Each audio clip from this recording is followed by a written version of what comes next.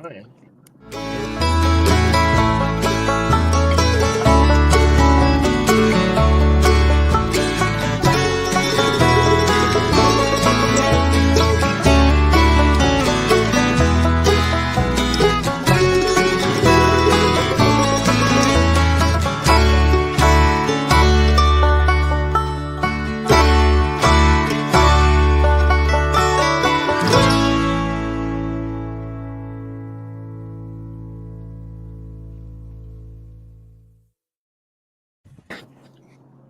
Let's just get it over with, Jared. Let's just hear Jared's spit. He's about to throw because he's been trailing line. Look at that cigarette he's smoking. Because he's so angry, he started smoking. So, I have had the best luck trailing lions for the past week. I mean, I've gone sun up to sundown 5 days on tracks. And I'm up north because it's dry and the weather's a lot better. You know, I was down south for a couple days and the highs were still in the 80s. I come up here. I'm mad. It's just nothing to be mad about. It's just I'm not on the short end ever. All day trailing, 7 to 3. 7 to 3 o'clock, 3:30. So he's angry. He's our like Cody King was last week. Here, I'll irritate him. You just need to get a running walker. You know, some black and tans. You know what I was thinking? I was thinking about calling Michael Ewing and seeing if he wouldn't give me a fox dog or sell me a fox dog. So he could catch a lion? So maybe I just need to, you know, because they're pushing tracks out. I mean, I went 13 miles today on my legs. And I think 10 of that was actively trailing. The dogs did over 20 because, you know, the back and forth. And we started a track at 7:15 this morning. I mean, just dumb lucked into it. About 5 feet out of the truck, just dumped into a wash, and oh shit, there he is. And they hit the track good, trailed it amazing. Then he went up on a mesa, and it's dry up there. And they pecked away, and then at noon we made about a 45-minute lose. And I was just like, well, let's go this way. And we went about another 800 yards in a circle that way, and they blew up and hit a tom scratch. And when they hit that tom scratch, they blew up and took off. I thought we were going to catch them. And then about an hour and a half later, just back to cold trailing. Welcome to Spoiled Lions. I don't think we had them jumped, though. They weren't. They trailed real good out of that scratch. And they blew up, took out, lined it out. But I don't think he was jumped yet. Because when we went back to cold trailing, you know, I'm seeing the tracks in the sand and in the.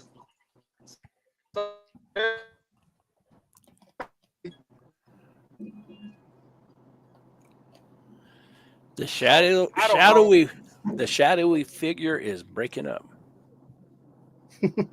He's out headed back to camp. Looking for the picture I just sent myself from Brad. Show him what one looks like, Chris. I'm trying. Where'd it go? Yep. There it is. Show me what one. Here we go. Get ready. Let me share my screen here. Share screen. Share screen. Window. There it is. Nope. Whoop. That's the one you sent me. Yeah, that's it. Mm-hmm. He's got a big old set of huevos rancheros on him, too. You can tell that's a male. And he's been scrapping with somebody. That's a big old cut right there desert on his. That's not mine. That's Cody's. That's a good one for Texas, Cody. ain't it? Or did he catch? Where did he catch this one? Texas? Texas. I think he weighed 130 pounds. But that's a prime example of why he needs to go back in there and hunt some more. Oh, there's another one in there. Yeah, and there's a female in there, or they wouldn't be fighting. Yeah, there was a female Yeah, also. Look at that. You can see that other scratch right below it. Yep.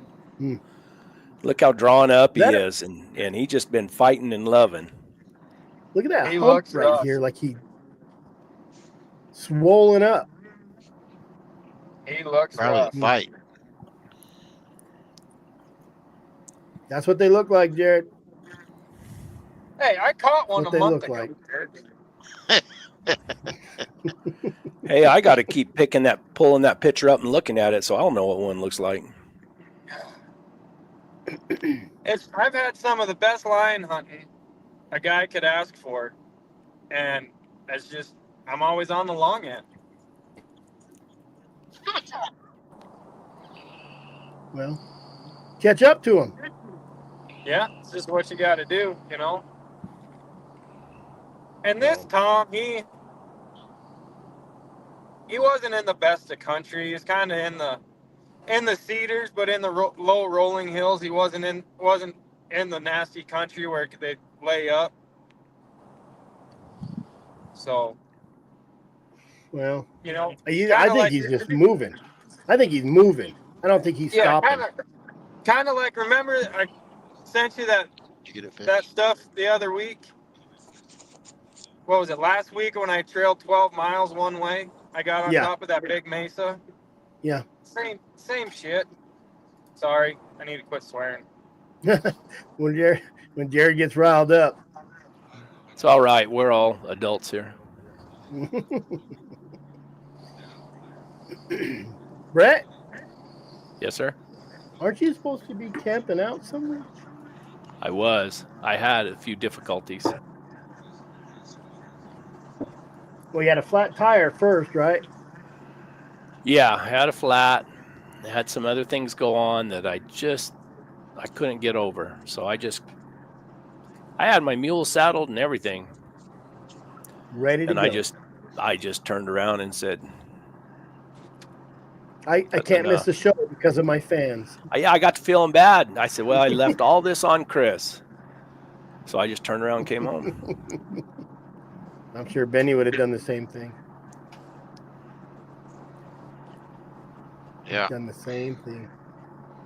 Robert, I don't see no snow in the background.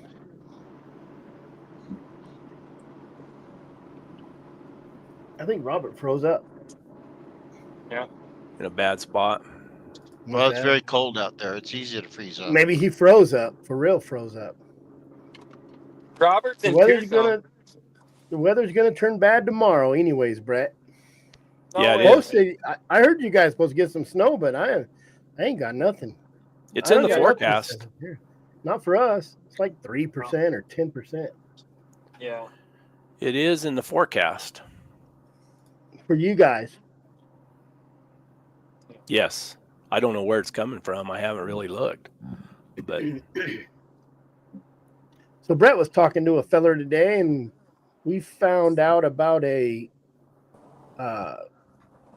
hound workshop or a lion workshop. Lion hunter. Oh, I should have pulled that up. Wait, Not even a lion hunter. I think it's for professionals.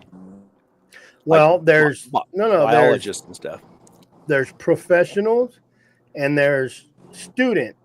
Now, he said he had to pay for it. I'm thinking, oh, what is it, like $45, $50? It's $200 to go to that thing.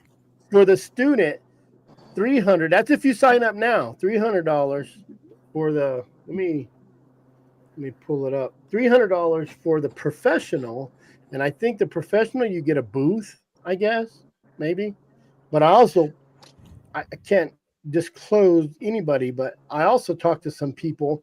And, there's somebody in the bottom there. Oh, it's just Jeremy. It's just me. We're going to have to get him some new headphones. He needs black. That green just is like. He has to be different.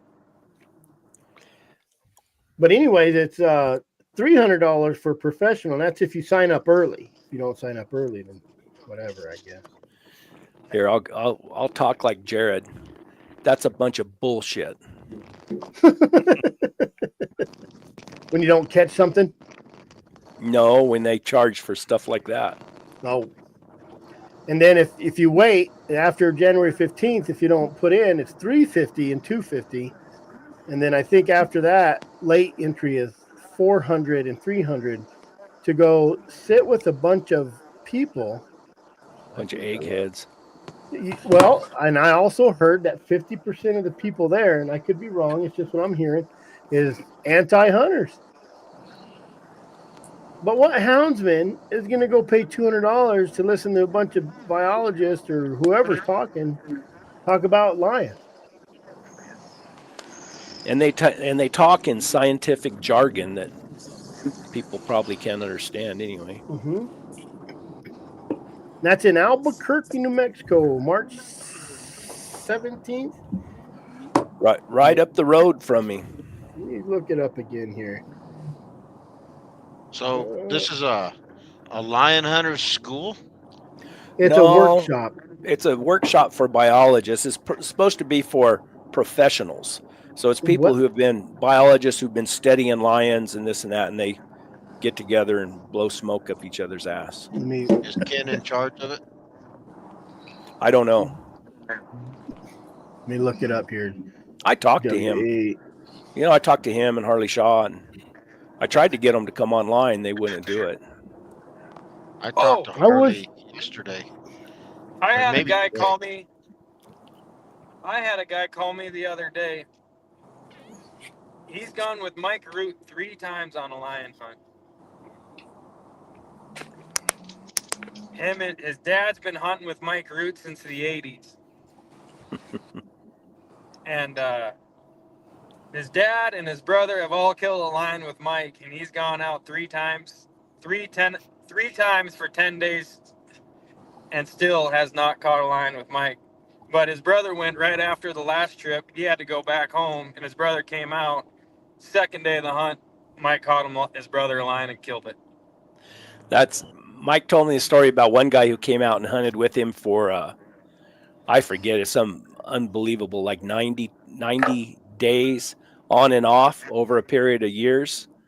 Mm-hmm. And he said he never caught a lion. He said then another hunter would come in. He said, I'd catch a lion the next day. He said after this guy left.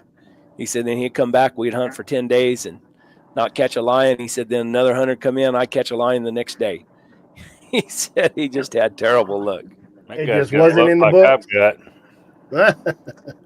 Hey, I got you, squirrel. Yeah. But the guy keeps coming back, doesn't he? I mean, and he has a good time because Mike puts on a good adventure.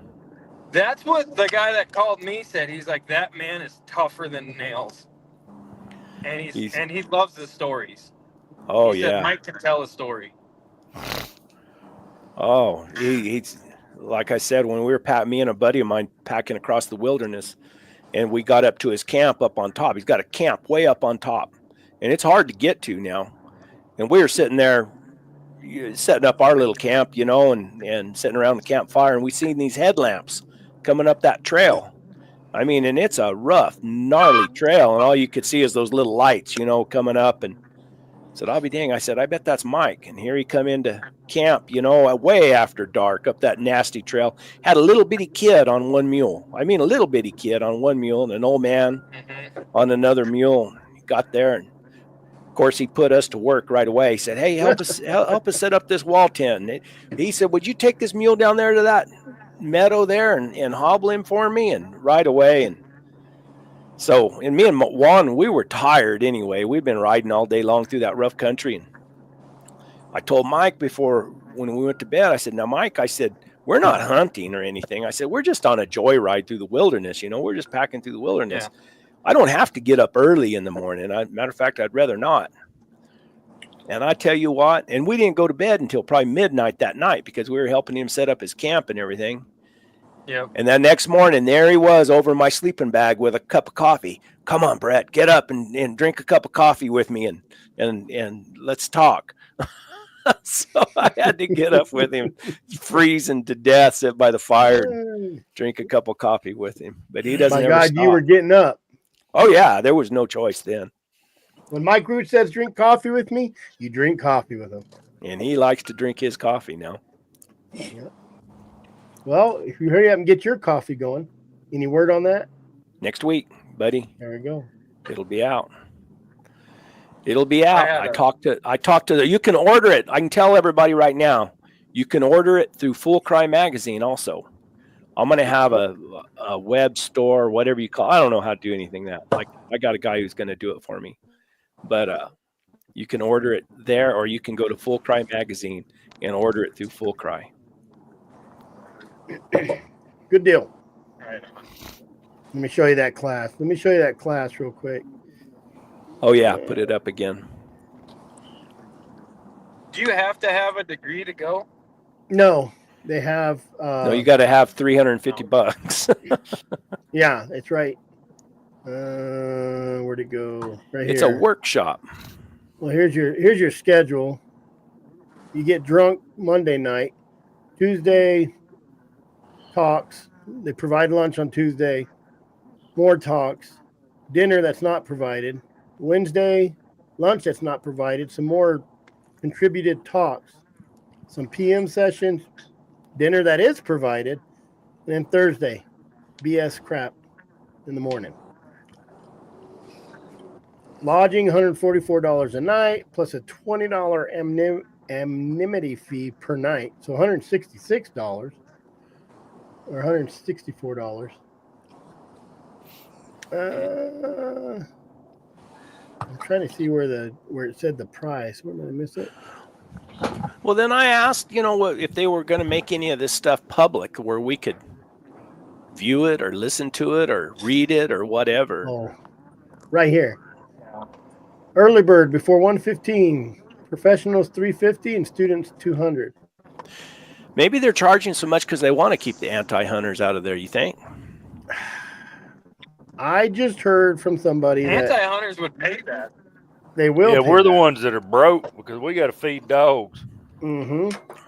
So late registration's $450 and $250, but $200 to go listen to people talk. And it happens every 3 years. And I wonder how much of it'll be accurate. Well, and the people who are doing the talks, so-called professionals, who pays their paycheck? Yeah. Where does that money come from?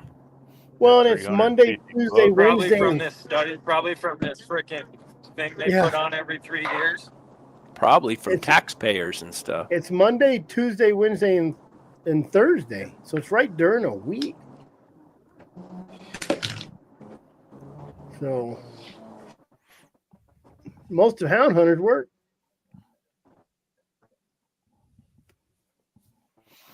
I know W's going to be there. Mr. Buddy's going to be there.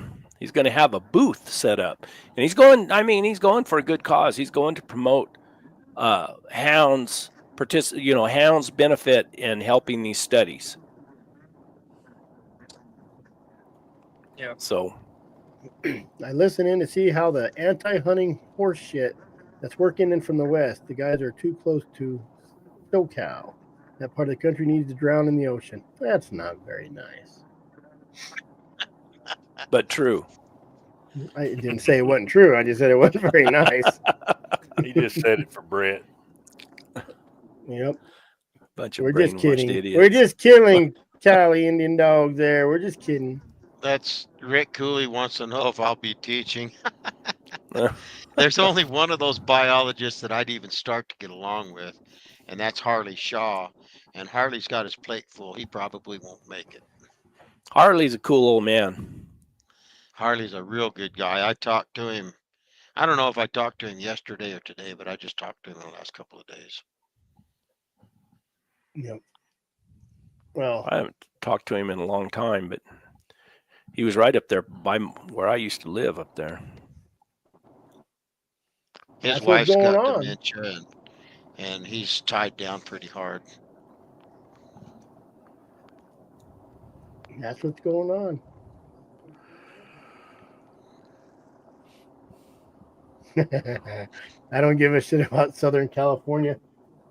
They need to make that Lincoln, like back in, I think, was it 74? They tried to cut that state in half and make it a real state up north there.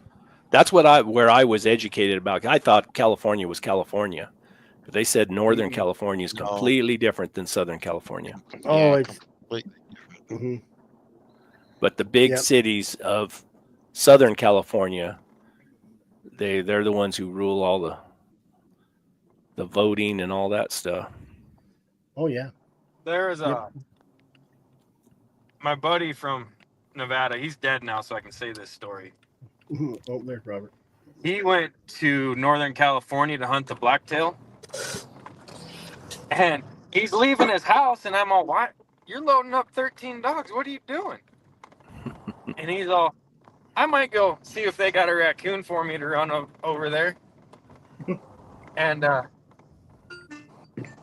he comes back from that hunt, and he's got one dog that is worked over. I mean,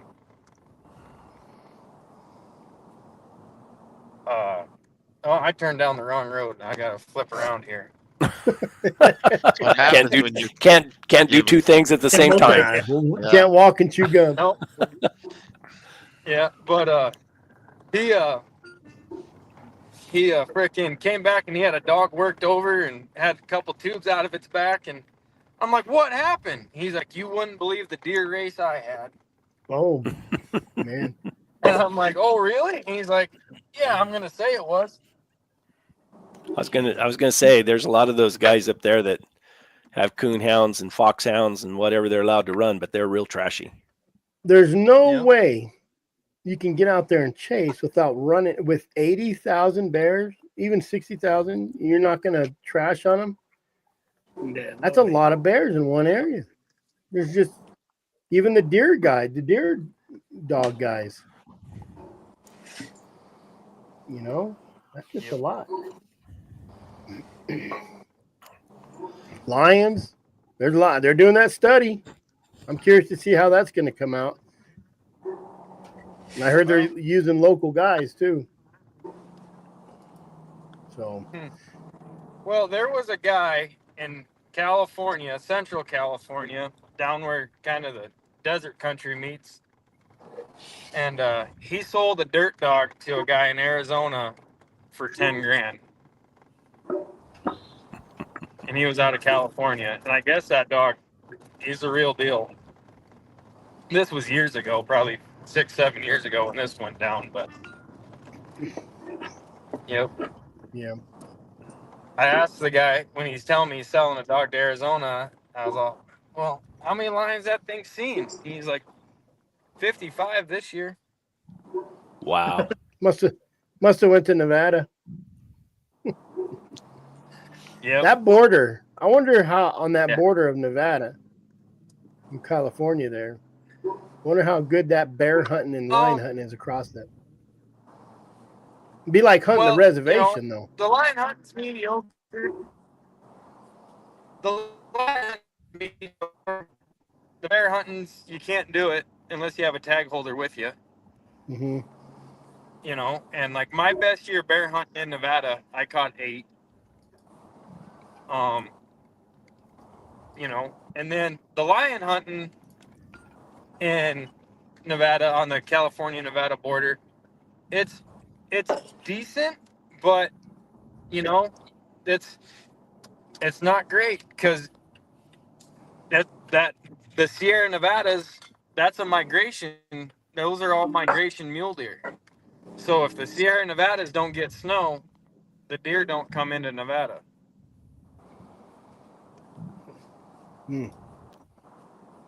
But with that many bears, you'd think they'd be pushing them bear north. Little ways. Yeah, well, like my best year, when the year I caught 8 bears in Nevada, that's when Redding had its really bad fire. And pretty much all of Northern California was lit on fire. It pushed a bunch of bears into Nevada. Because we got all them pine nuts and the rose hips. So do you think they go back once they get pushed out like that? You think they mosey back later on? or you think they just kind of stay in the new area?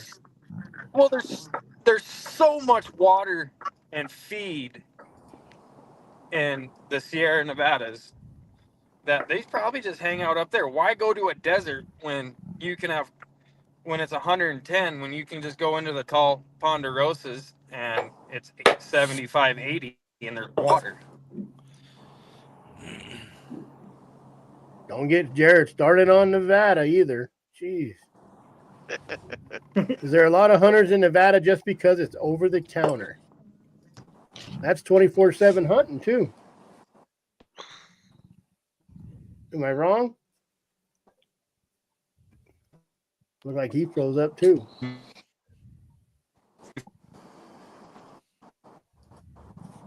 Yep. He done. He froze too. Robert, you still live over there? I think that both of them guys froze up. Guess just us four. I think Blair's hitting them pretty hard. It's this Arizona internet. Is that what it is? All of ours is fine. This Tucson, I guess. Oh, are you still in Tucson? Yeah, I don't leave until Wednesday. Oh, and Jared disappeared on you, didn't he? He went North Arizona. Yeah. Benny, Yeah, what you been I'm not doing? frozen. What you been doing in your time off? In his unemployed status. He's Yeah. a lot more cheerful. Yeah, it's I'll a fact, guarantee ain't you he?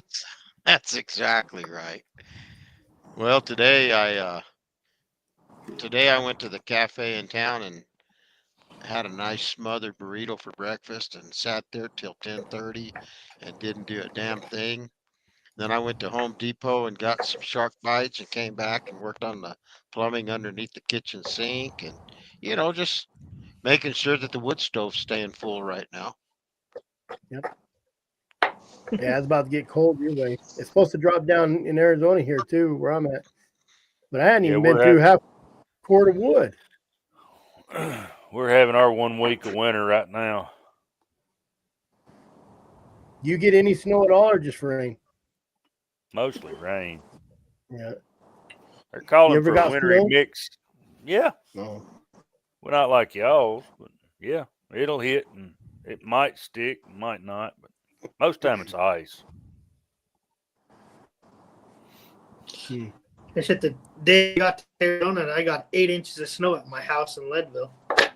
First good snow of the year, and I was down here. Oh, that's why there's no snow in the background. You're in Tucson. That's Just all drop right. me a pin, Robert, and I'll go hunt your dogs for you. That's okay. Yeah. Leadville's up there cold enough. That snow will still be there when you get home, Robert. Oh, yeah. But the southern hills already melted off, I'm told. Man, what a warm year. Global warming, Yeah. guys. That's what it is. Yeah. Yes. There we go. Some more of that horse shit being flung around. Yeah. That's what this show's Yeah. about. Yeah, I saw a fly a while ago. Yeah. You guys know who this guy is, don't you? Oh, he's the guy who's always giving Benny a hard time, isn't he? Yep. That's old He Dandy. changed his name. He's back. Dandy's back. We didn't get any of that in San Juans. In the San Juans. No snow yet. Well, we're supposed to have snow. I mean, they're claiming. I got warnings on my phone saying severe winter watch or something like that. Yeah, it's supposed to snow here, but they keep pushing it back. Shit, in Kentucky, if it brother- snows an inch, people don't leave their house. I wouldn't either. Here either, because they can't drive. Yeah. No, that's a good thing. Out there, they have bald tires year round. Mm-hmm. Throw some screws in it for the snow studs. Well, roofing Yes, screws. Bill. They have the rubber piece on them. Bill's got it all figured out. Bill Airing. Oh, yeah. He knows who it is. So did you guys read that article about the bear article in Arizona here? Mm-hmm. Oh, there's Jared again. Which bear? Let me just share a screen here. That's what we're going to talk about. You know how the hounds get blamed for everything, of course. Let me go to this one. We got to change screen. So a guy from Payson wrote an article here talking about local hunters voicing frustration over the use of hounds in what was extremely short 2024 fall bear hunt in Unit 1. It did. It shut down the first week for the year. But the thing is if you go through this whole article, they're blaming the dogs. The dogs are an unfair advantage. Yeah, and this guy wants to stay anonymous. One long He's time blaming Arizona, the dogs. oh yeah, The Arizona biologist didn't. resident. No, not the. This is just a hunter who requested to remain anonymous. Using dogs in a hunt was a long time ago. 30 years ago, they wouldn't let you use dogs in the spring hunt, and they wouldn't let dogs be used in the fall hunt. But now that has changed. The dogs are an unfair advantage. Why should we spend $25 on a tag when the animals are all slaughtered the first weekend? There were so many hunters with out-of-state plates from New Mexico. Let's just blame them New Mexicans. Damn New Mexicans. So this Michael Culiani, Public Affairs and Media Relations Director for the Arizona Game and Fish, says, this year's fall hunt in Unit 1 was an outlier. Outlier?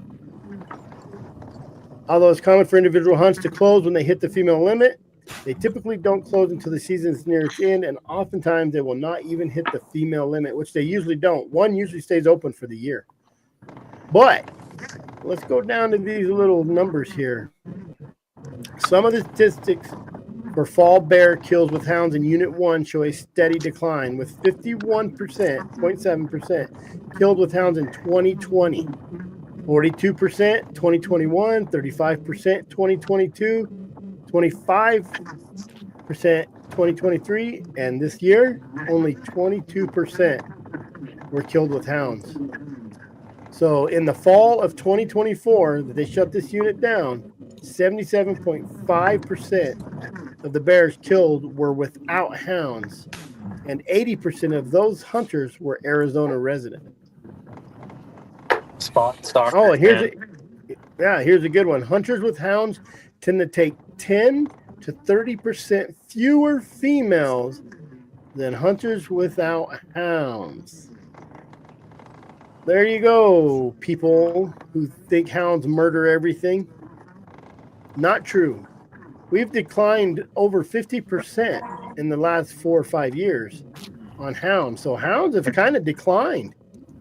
The big deal is everybody thinks that there's a bunch of hounds out there and you see a bunch of hound boxes, but there's only 22% of these bears getting killed with hounds this year, which means the other 80% is spotting stalkers or whatever they're doing.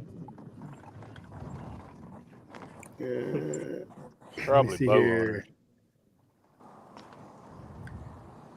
The hunting license required and tags for the hunt are issued over the counter at $25 for residents, $150 for non-residents, with about 85% of black bears killed annually by Arizona residents. And just because the one unit shut down doesn't mean you can't go to another unit and hunt. That's what I did. Local hunters are questioning the use of hounds, raising concerns about the practice's compatibility with fair chase, a long-standing ethical standard of hunting that promotes the respectful, sportsmanlike pursuit of free-range wildlife. But it is fair to shoot them 1,000 yards away or 500 yards away. It's perfectly fair. Now here's the good. I should have read the whole thing, but Culiani responded by explaining the more selective nature of hunting with hounds and that it can be an effective way to meet population management objectives while reducing female kills. The treed black bear or mountain lion provides hunters with the opportunity to evaluate an animal much longer and much closer in order to identify age and sex of the animal, allowing hunters to pass on females or immature animals. Scent trailing the animal also allows more time to determine if cubs are present, which would make the animal illegal to harvest. Hunters with hounds tend to take 10% less. There you have it. There's your numbers. Period. 51% 2020 and 22% in 2024. And it keeps going down. Why do you guys think it keeps going down? Less houndsmen or more selective? I think there's more people Dogs are just involved in getting catch and release. Yeah. Catch and release is caught on in every form of hunting. Yep. If I didn't have my 10-year-olds this year, I wouldn't have killed no bears. And So, and your dogs treat 5? 5 in 2 weeks. Yeah. There you go. Yep. And 4 squirrels. And a bunch of squirrels. A dog treat a squirrel. One dog treat a squirrel. Hey, Jeremy, Andy, Bone Pile asked if Sneaker catches him on the ground. She tries. Until they bite her. Oh, man, he got hold of her nose. She swung her head around, swinging that squirrel. And then that other squirrel that come out of a tree. The squirrel just dive bombed out of a tree. Just dive bomb, 30 feet in the air. Dive bomb, hit the ground. She went after it, and she stayed right behind it. I don't think she wanted to bite it no more. Heck, you would too if there was a barrage of bullets coming your way. That was in the tree. Dang. You know, He's worse than Benny. He's worse than Benny talking about the cartwheel. Oh, I got so it on this is video. what I heard. I didn't say a word, Brett. Have they set the meeting in Phoenix yet for the Game and Fish Commission? It's not going to be on the agenda this month, if they even have one this month. But I know right now it's not going to be on the agenda. Well, I got to you jump off here. I got to feed and water dogs and get them put up for the night. And Go get catch something one caught tomorrow. and send us a picture. Yeah, could be I will. Could be a whiny baby. I will. Good luck, Jim. I'm just frustrated is all. That's all right. We'll get him tomorrow. just sit I on got your a butt direction and where he's slide going. down, and don't lean forward. Yeah. If you're so far behind him, just circle around and get ahead of him.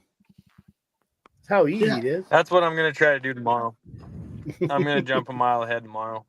See, And then work see what backwards. happens. Maybe a couple miles there. Just All right, Jared. bring the whole pack. But you guys have a good night. You too, Jared. You guys too, have a Jared. good night. I'll try to Good luck. listen tonight. Good luck. Send us See a ya. picture. All righty.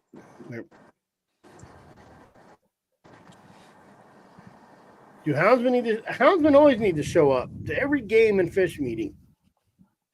I don't know if they're going to even have a meeting in January. I think they have an awards thing going on, to be honest. But I'll find out here pretty soon, I'll imagine. Houndsmen always need to show up, but if they're not going to, I don't even know if they're going to vote on it. I don't know if they're just going to say there's something wrong, they can't do it. Who knows? Who knows? There you have it. Hounds aren't the problem, are they? Mine are trespassers. I did an interview with the Arizona Republic reporter. How'd that go? It actually went pretty good. He was a pretty liberal kid, but he likes to dive into the story. He talked to Kelly Glenn. He got some statements from her. Mm-hmm. He talked to the CBD guy, Russ McSpadden. So I took him out. I took some dogs out. I took 5 different dogs and showed them the difference between dogs. Skinny dogs, old dogs, emo dogs. Showed them how the GPS worked. I put a GPS on a lion, let it go, and we went and caught it. Was he interested and I mean, could you get a really feel on how he felt about it, or? No, he was genuinely interested in it. Like he went through the points that the CBD were saying. Talked about the GPS. We talked about the jaguar and the ocelot, you know, and he asked about basically running a jaguar out of the country, like because we harassed it, like how they're claiming we'll. And I said, you see that mountain over there? I caught a female on that mountain 3 times already. That lion ain't leaving. You think a jaguar who's twice their size is going to leave? I said, you don't do nothing to those jaguars. You could treat that jaguar 10 times and it'll be right back in that area if it wants to be in that area. I said, them jaguars come back and forth. They're not laid up over there. If you can tree a jaguar, there's you've done something anyway. Well, that's what I told him. I said, you better have 20 dogs tree that jaguar, and you better hope that jaguar's in a good mood. I said, it ain't jaguars. You don't just go tree. Like I said, crack. Yeah. I told him, I said, them jaguars are the pit bulls of the lions. I mean, they're big. They don't mess around. I said, you're not running them out of no area. You don't run lions out of an area. You run a lion 100 miles, guess what? He'll be back tomorrow. That's like that. What is that? That show on history about the mountain man. That bonehead over there in Montana that he's putting on this. Oh, the old one, Richard. Made for TV drama. Where he runs the house. The young guy doing it too. Yeah. Yeah, just teaching those lions that they're not welcome here. They need to get back up in the mountains. Get on out of here. Yeah, we're gonna haze them out of here. We're gonna haze them out of here. Yeah, you're doing nothing but training your dog. That's the problem, though, Benny. Is shows like that, they make the general populace that doesn't know any better perceive that. Well, that's exactly right. And that's exactly what I told that reporter. What is it? 99% of the population's in the concrete jungle now. The rural population is very minimal, so people just don't know. Jake Herrick. Yeah, that's who it is. He's the guy on Mountain Man.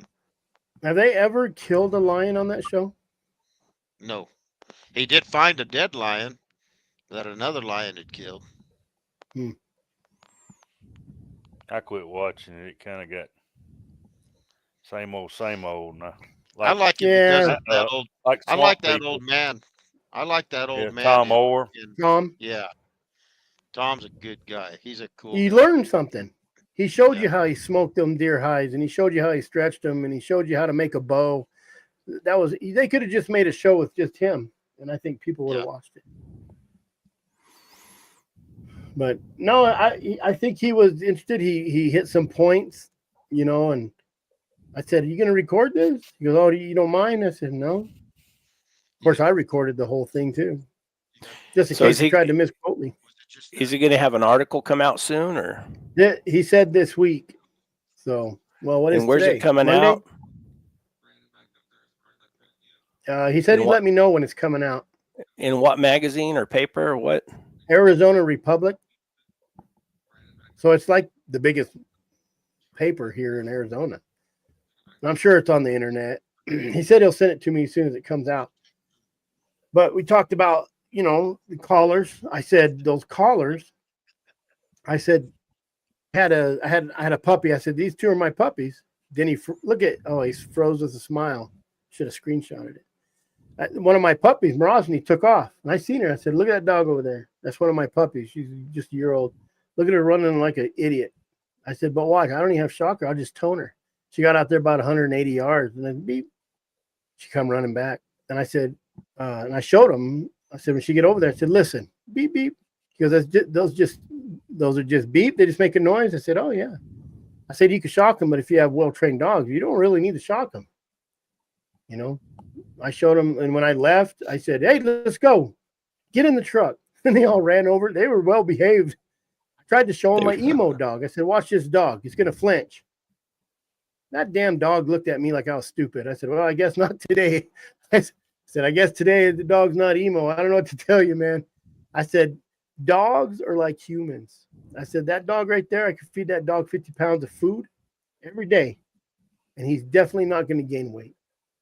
It'll be that exact same, just like a human. I said, you got skinny humans, fat humans. I said, you got humans eat 10 hamburgers a day and they won't gain a pound. They're 130 pounds, 6 foot tall. I said, I eat a hamburger and I'll gain 8 pounds. I wake up in the morning. You know, Me and Benny just walk by a hamburger and we gain 8 pounds. You just smell it. Yeah. Gain. You know, I went over everything I said, I went over everything that the CBD was saying we were doing or what was wrong and attacking hikers. I said, these dogs look like they're going to attack a hiker. What are they going to do? Lick them to death? You know, so I went to a pond. I picked him up. We met. He jumped in my truck. We went to the pond. I took him out in the desert, let my dog go. I said, man, this pond usually has water. It's dry. I said, it's dry. There ain't going to be nothing caught this year because of dry conditions. I said, I go run lines all day here for 10, 15 days, and I bet you I won't even hardly trail one. I said, it's just dry conditions. I said, there's times you catch a lion or a bear in 300 yards, and there's times you can't catch them in 300 miles. I said, so it's not that easy. So what else? He said, so you don't think running dogs down there is a violation of the Endangered Species Act? I said, we're not running jaguars. I said, you don't think I want to catch a jaguar? You wouldn't want to catch a jaguar? You wouldn't want to be 30 yards from a jaguar? Anybody would. Better than going to the zoo. I said, well, I want to get a picture of it. Yeah. Is it going to hurt him? No. A jaguar don't give a rat's ass about you. You don't care. What else we talk about? What do you ask? Oh, I said, I talked about this social media stuff. I said, all these videos that get Western, those are cool videos. Tell me you don't watch dash cam videos of car wrecks. Tell me you don't look at someone dead on the side of the road and in a car accident. You don't rubberneck when you're driving around. I said, that stuff's interesting to everybody. I said, the more drama and Western it gets, the more people watch it. But they'll take advantage of it. They'll take these videos. And they'll use them against us. I said, I could go to the CBD right now and I will find somebody in there that probably has some sexual assault charge against them or been in prison or sold drugs. And I'll make that whole CBD look bad. I said, it's not that hard. I said, in your newspaper, the Arizona Republic, I bet you I start vetting those people over there. I'll find somebody. It might just be a janitor. I'll find somebody over there too. Every group has their bad people. I said, 90% of your houndsmen are all right dudes. You could fight them in a bar or in a parking lot, and that guy will come pull you out at 2 a.m. I said, that depends on how the fight went. Depends on who's calling who.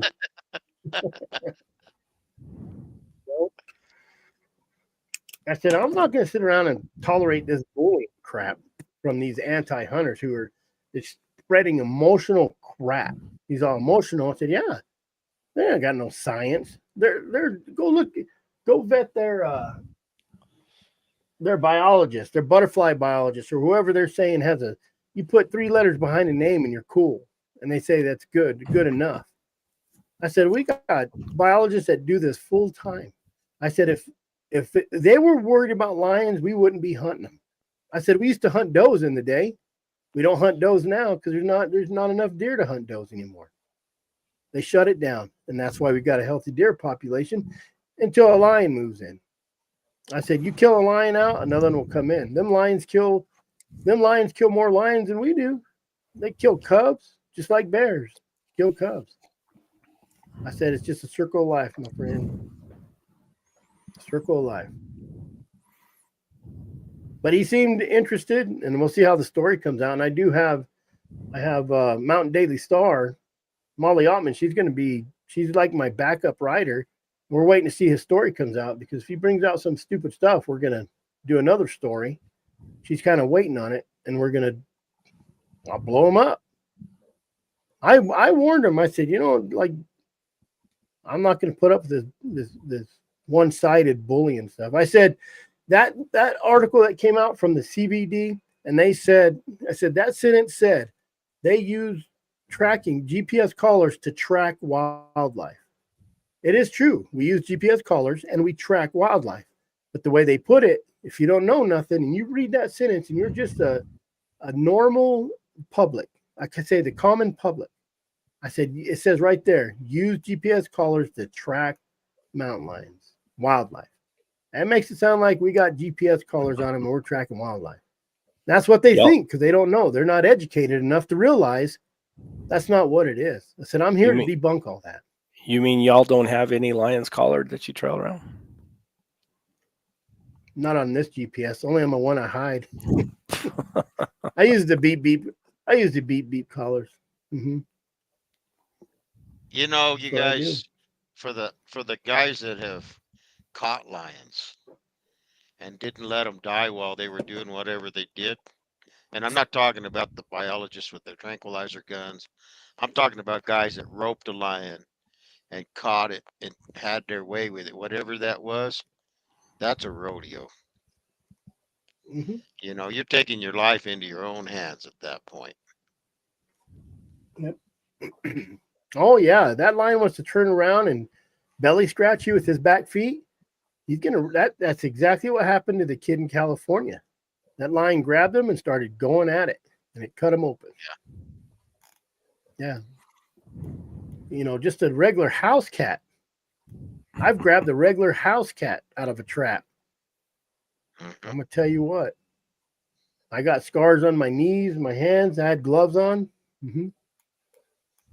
It's a good thing that you started Jeremy out small with squirrels, because if he was just to wade right in there with his big old size and those whopper feet, thinking that he could just get on that lion, it'd be ugly. He still wouldn't be recovered today. Lord, come on, Jeremy, you're eye level. Pull that tail. Cedar tree. I told Jared I was born stupid. Yep. Yeah, we all are. We got dogs. I said, Benny, it's no easy chore. what did you do to this guy to get him to give you so much attention? That's Sonny Passmore. Well, yeah, he just changed his name. Well, I know, but what did you do? I showed up. He's been gone for a while. His comments are kind of entertaining. Yeah. Maybe we should just do a show on his comments. I will always be around, but I'm not bobblehead. I don't agree with everything I hear. Nice. No, he's just a nameless face or a nameless person out there commenting. Incognito. Wayne's daughter, gonna try welding, Benny. I learned a lot of trades. Here's a good one. 6G, 20 flow, acetylene gas. Yep. Guys, I'm going to have to bug out. I got to get things going in the morning. Yeah, you got to try it again? Oh, yeah, I'm going tomorrow. I don't care if it's... up there, get ready for the snow? Well, I got a plan, so... Hey, did Jed ever call you? Never heard from him. Damn it. Those kids need to get an Oryx. They haven't been successful yet? Not that I've heard of. They got a month, don't they? I don't know how the deal is. I guess it's probably an off-range hunt, so they should, right? Yeah, when I shot mine, it was off-range.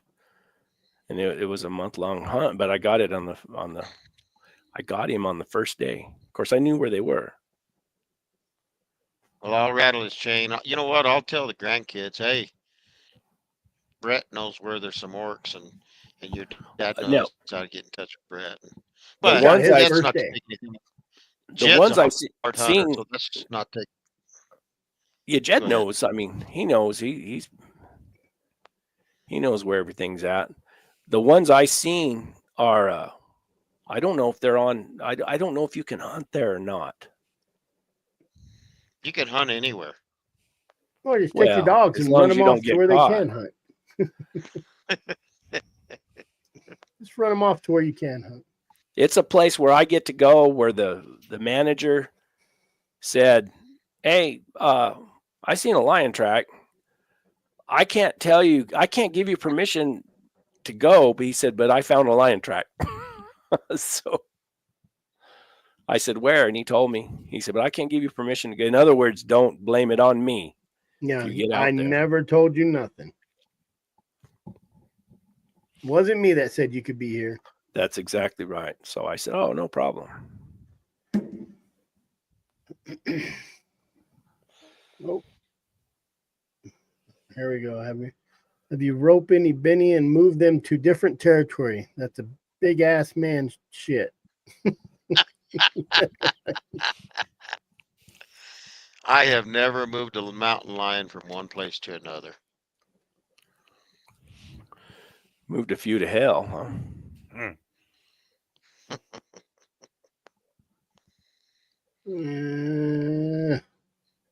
I Stay guess that's safe, not Brett. accurate. I've moved kittens. When I caught kittens in Texas, I moved them from one location to another. But that's just where it was easier to feed them. I want a kitty cat.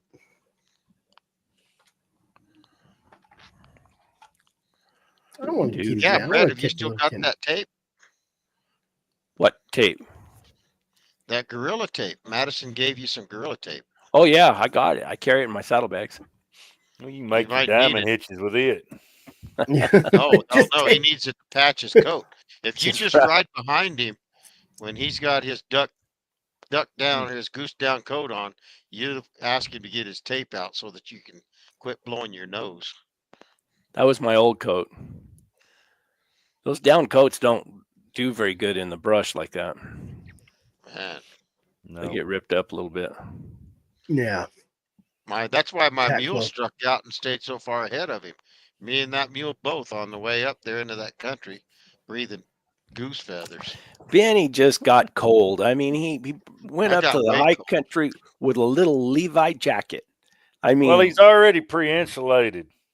yeah, he wasn't as insulated back in those days. But I got way cold.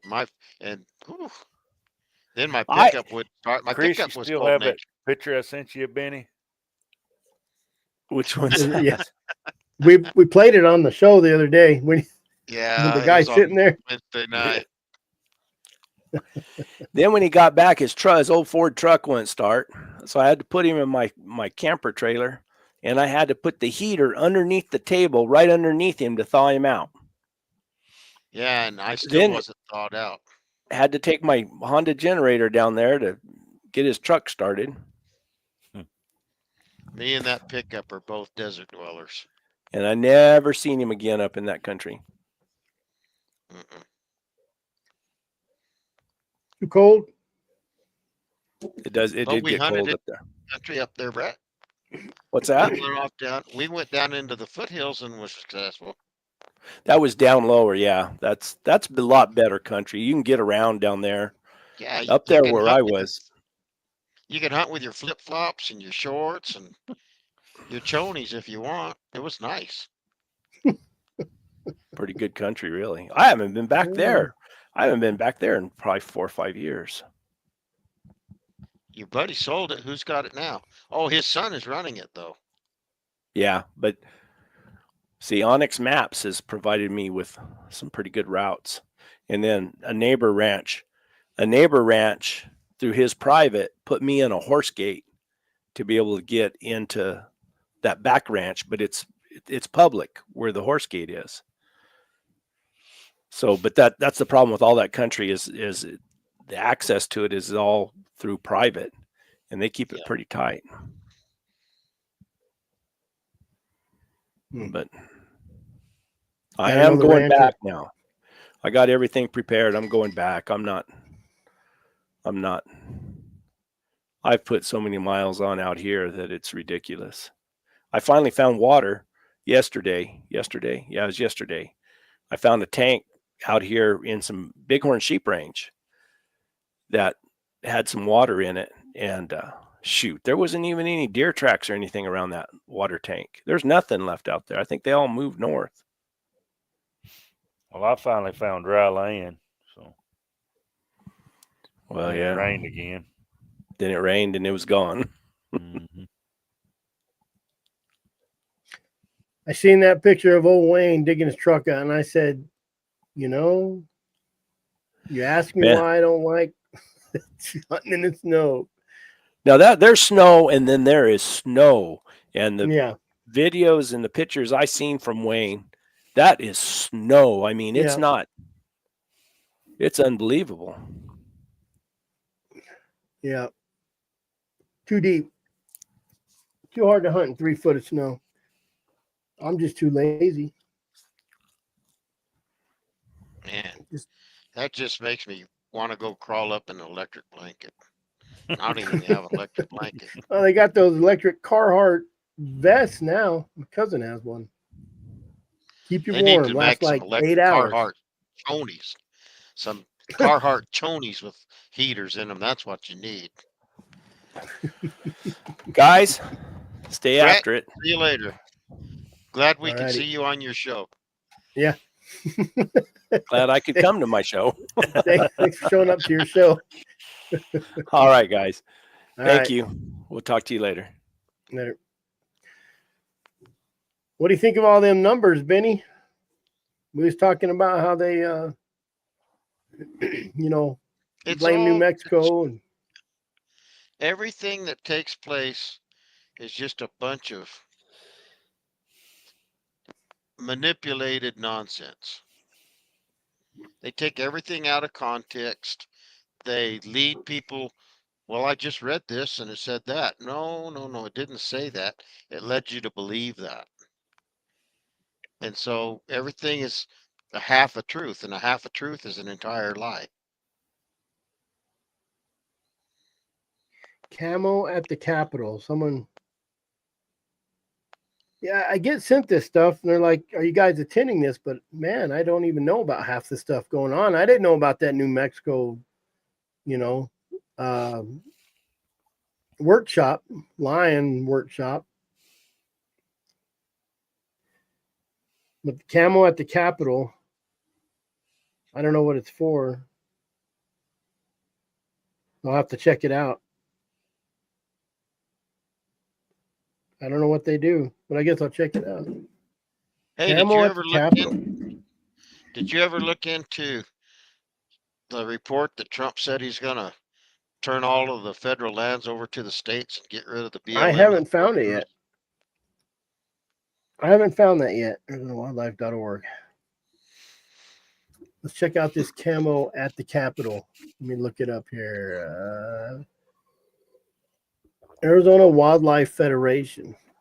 There's so many organizations out there. It's hard to choose one to stick with, you know. I'm looking to see.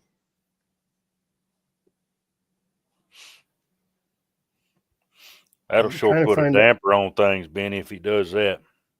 States can't afford to pay for the maintenance on those places. Well, absolutely You know, not. Well, but guys, hold on just a second. That's what they say. That's what a lot of people are saying. But what kind of maintenance is there? If the states went back to allowing timber sales and livestock industry to come back and all of that, because that's really what funded the Forest Service to get started in the first place. Right. It's just by the glutton of the US federal government that, I mean, like over on the Arizona Strip, that's just a little piece of country between Utah and the Grand Canyon. And there used to be 2 people in that office over there. Today, with no timber sales and next to no livestock, I mean, everything shut down. They've got over 400 people in that office. So what the hell? The state doesn't have to have 400 people.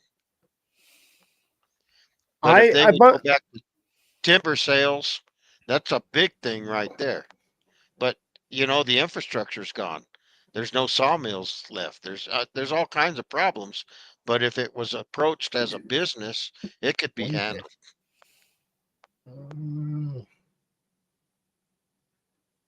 January 24th, Wednesday. It says Wednesday, January 21st, but the 21st is on a Tuesday. So is it Wednesday or is it Tuesday? Someone needs to check that. Let me share this. I'll show you what we're talking about here. This first time I've heard about this, and I'm horrible on social media, probably. I should be more proactive, but sit here long enough. Can you see it? Every year, Camelot Capital cultivates a strong conservation voice for hunters and anglers with the goal of ensuring state laws and policies benefit wildlife and our sporting heritage. At the event each year, you will get to learn about your state's conservation organizations and the important work that they do to conserve wildlife and promote our sporting heritage. Get up to speed on current legislation, how it impacts us as sportsmen and women. Get involved in being an effective advocate for our wildlife and sporting heritage. Join us for fun and lunch with wild game discussions and other activities. Last year, we were visited by nearly a quarter of the entire legislature. New relationships were made, old ones were nurtured, all while important talks were held with our state decision makers about our sporting heritage, wildlife habitat, and access to our public lands. I've never heard of this, honestly. Well, now you're important, so you get to hear about all of it. I guess so. I got it, but they need to figure out if it's Wednesday, January 22nd, or Tuesday, January 21st. Right? January, yeah, January.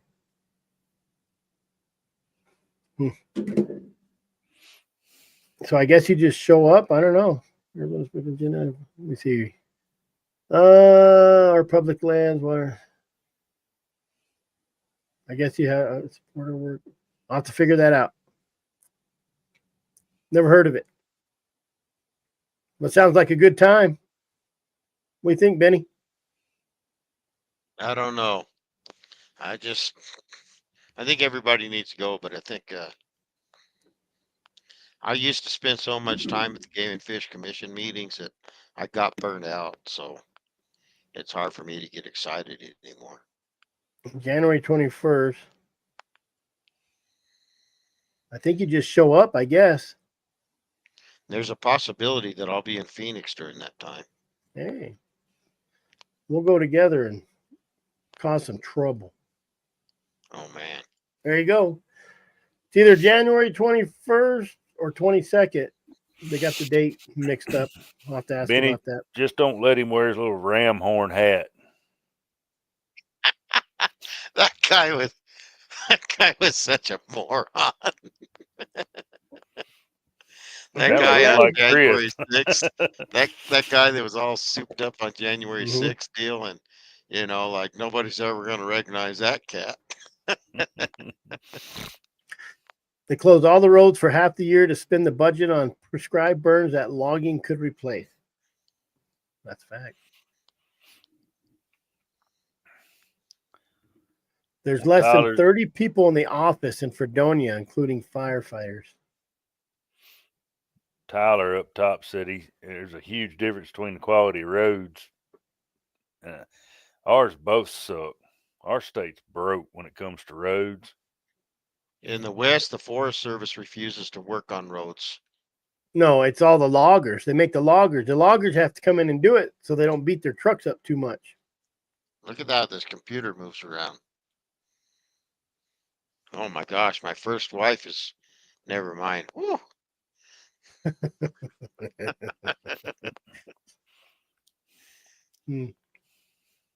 Well, I got lots of work to do with the AWDA. I did get my corporation commission paperwork done today.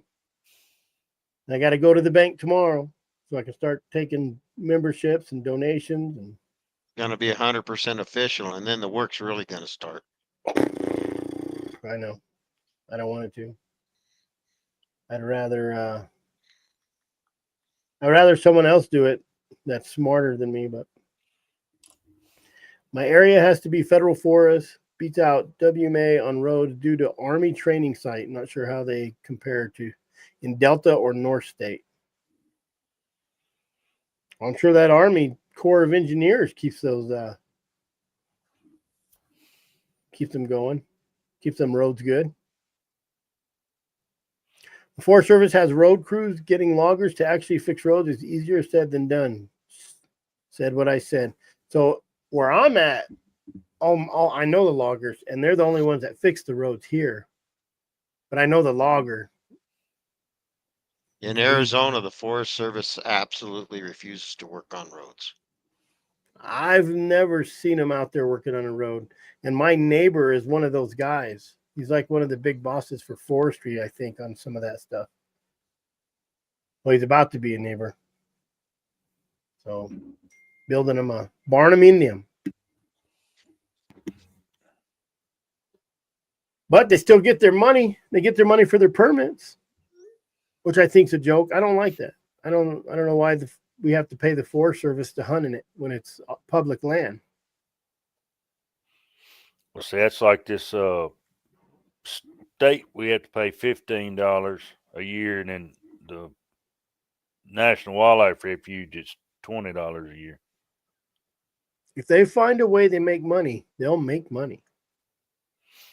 So if you're a guide or anything making any money, you have to buy the Forest Service permits. And then you have to get the insurance, which is $1,000 a year. And that's if you don't have horses. And you have to, the only insurance policy is just to protect the Forest Service. Mm-hmm. Liability for them. And where are we at? Oh, dang it. In New Mexico, I see graders out at 3 a.m, keeping the roads open for access to the oil pad. Oh, yeah. Well, that's true, but that's not in the National Forest. And that's on, it can be on the BLM, but it's on a oil lease, and the BLM has nothing to do with that. It's up to the oil companies. Haven't you watched Landman? Yeah, I know, but that's a lot of horse shit too. But his wife, that psycho woman of his, I know a woman like that in Hobbs. Well, the communist, Coconino, just locks all your shit up. Oh, your special use permit pays for roads too. They might need to charge more for those then, I guess. Carson National Forest and BLM, Benny. Oh, there's Matt LaRue. And Heber, they all work together on certain areas. I think Apache Sigrid is the same way.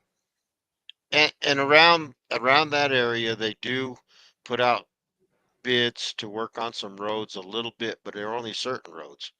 But I've worked for the Forest Service as a contractor in that area. I was there on the Rodeo Chetasky fire, and I was part of the only crew going back in there behind Heber and all that country from Show Low clear through. And we were the ones in there working on the roads, but all we were doing, they tore out all of the culverts, and we put in a whole bunch of those big concrete blocks like they have in the gravel pits and the concrete companies and such.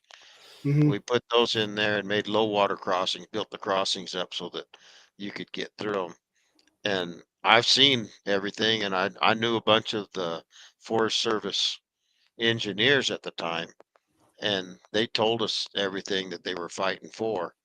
And for the most part, the roads are just not kept up, period. And if you get under the Tonto, which is a huge forest in Arizona, it takes in the desert and it comes Million up acres. there. Yeah. And the Tonto doesn't do any road work. If they I hire know that somebody for or a fact. if they send one of their blades down through there, they'll put scarfer tips on their moldboard, but they won't drag it across all that rough stuff. They'll just glance it across a rock now and then so you can see the marks. So that's all a bunch of horse shit. Sounds about like around here. And I don't remember how Bobby died. I don't remember.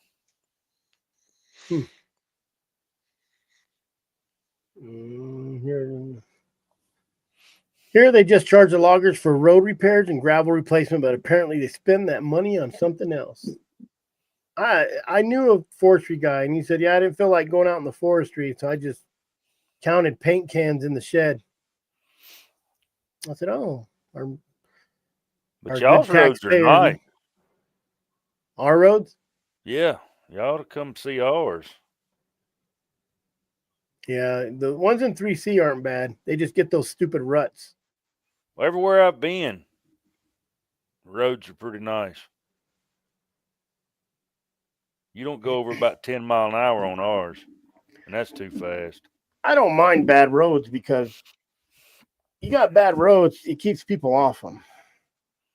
Not around here. Well, you don't have nothing but bad roads. There's nowhere else to go. Well, you can tell what parishes have a senator, a congressman, or represent anything in the legislature because they have good roads. Someone that hunts right there lives on it. No, they just, in general, their home parish will have wonderful roads. The neighboring parishes look like somebody playing with Legos and left out some pieces, a bunch of pieces.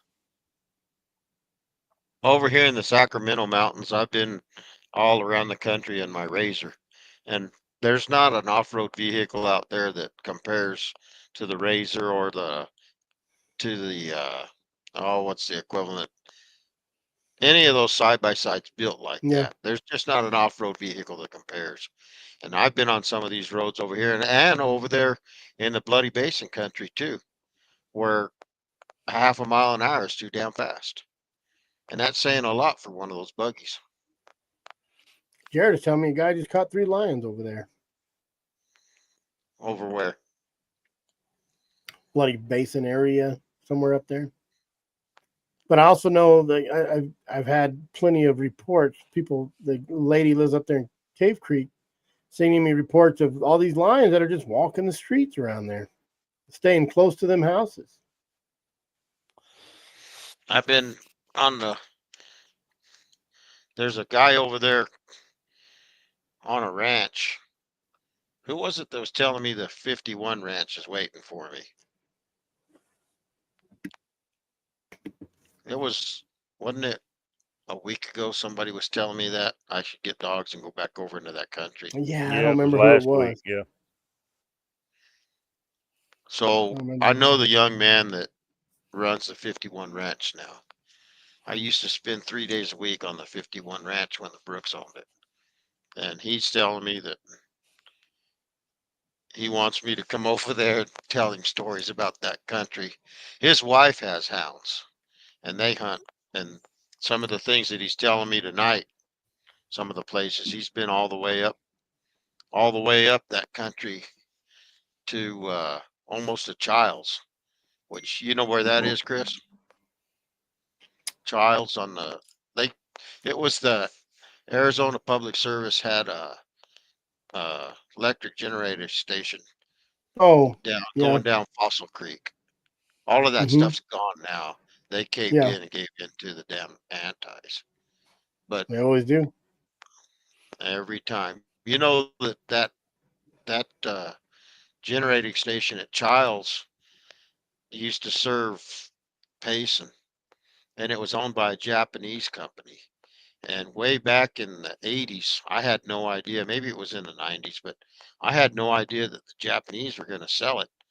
They sold it to APS for $250,000. And then APS, they thought that if they would close down Stewart Lake and Childs, both on Fossil Creek, and do away with everything for the greenies, that would give them a bone and they'd leave them alone. And I said, what are you guys thinking? That's just going to give them more momentum. See, they got your attention. And so the next deal they went after, of course, was the Navajo Generating Station, the nation's largest and cleanest burning coal-fired plant over there at Page. And there's no sign of it anymore either. Richard said the road is closed now. Which road? I think he's talking about that generating station. Oh, down Fossil Creek? Maybe. I can get you there from the other side of the river, Richard. Yeah, we came in off that, what is that, 87 that runs up from Happy Jack to Flagstaff. We cut across there with a gooseneck and an F-350 four-door, big gooseneck. Man, we got in a bad spot where we just couldn't turn around. We ended up out on I-17. Oh, they had 2 horses. That's a long ways around. Man, we just got down a road. We just couldn't turn around. We just had to keep going. Yep. I don't like turning around going the other way. You can get into that country over there where all that was, off of the edge of Pine Mountain over there by Dugas, and I think you could probably still get there because there's some private property back in there. But you can also get there from Bloody Basin too. It's just a long way in there, but what's the big deal when you got the right vehicle? Well, that's what. Benny will just jump the dadgum river.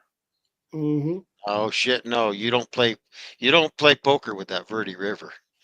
You ease off into it with respect. What is that? Is that Cedar Creek that runs up through there? On above like Bloody Basin, all that area over there? Is that Cedar Creek? Clear Creek. No, Red Creek is up in there. Cedar Mountain is up in there. Tangle Creek is in there. What the hell? You can go across the river over there, and what's the name of that? Clear Creek is over there on the east side of the Madazels, across from Red Creek, and that's over in the wilderness.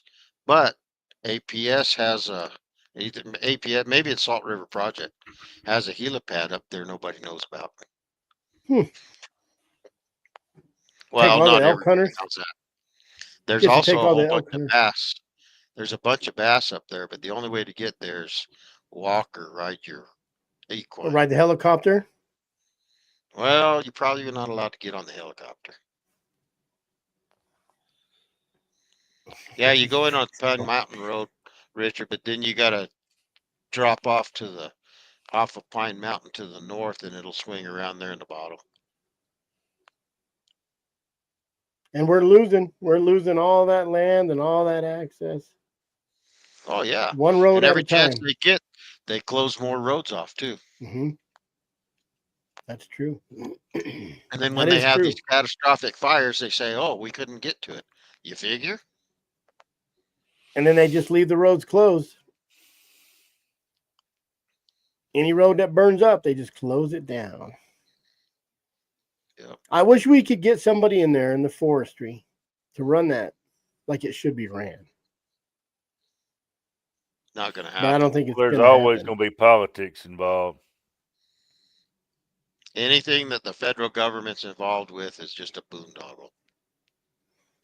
I think the forestry is the biggest waste of money we have. I think they waste a lot of money on stupid stuff. Hey, I was talking this morning in the cafe. We were talking about some of this stuff, and I brought up the spotted owl. We don't ever hear about the spotted owl. The spotted owl where'd is it why go? they killed all of the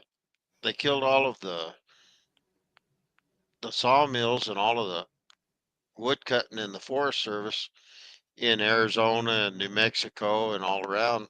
And they said because it's owl, well, there's not anything that lives in that old growth timber. Everything lives in the new growth stuff. That's what brings life on.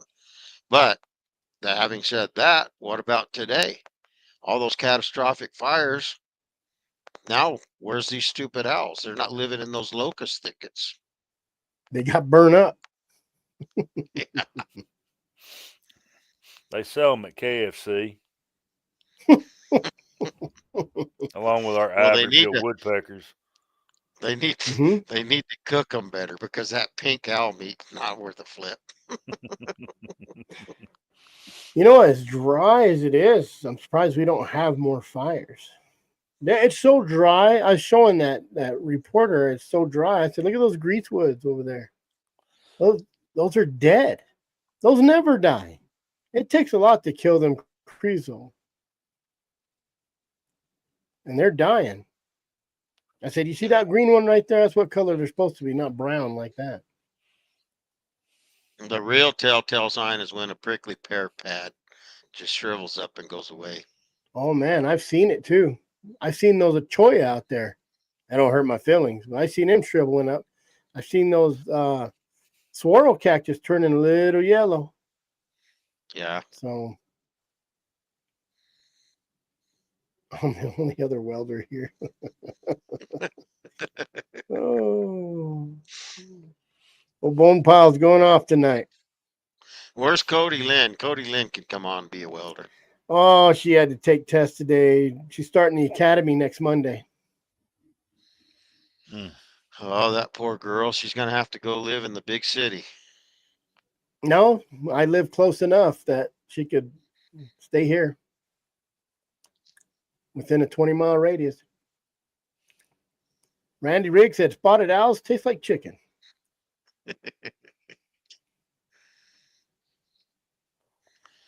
It's all, see, that's just more of the government, and they were getting sued by all of these environmental groups, and the Forest Service reimburses those groups for their court costs and their lawyer fees. So it's they have their agenda and they have their players, and the public's just out of it.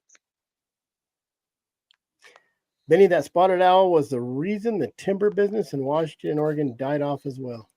Oh, they bully. Those guys are just like a nagging wife or a bratty kid that won't shut up.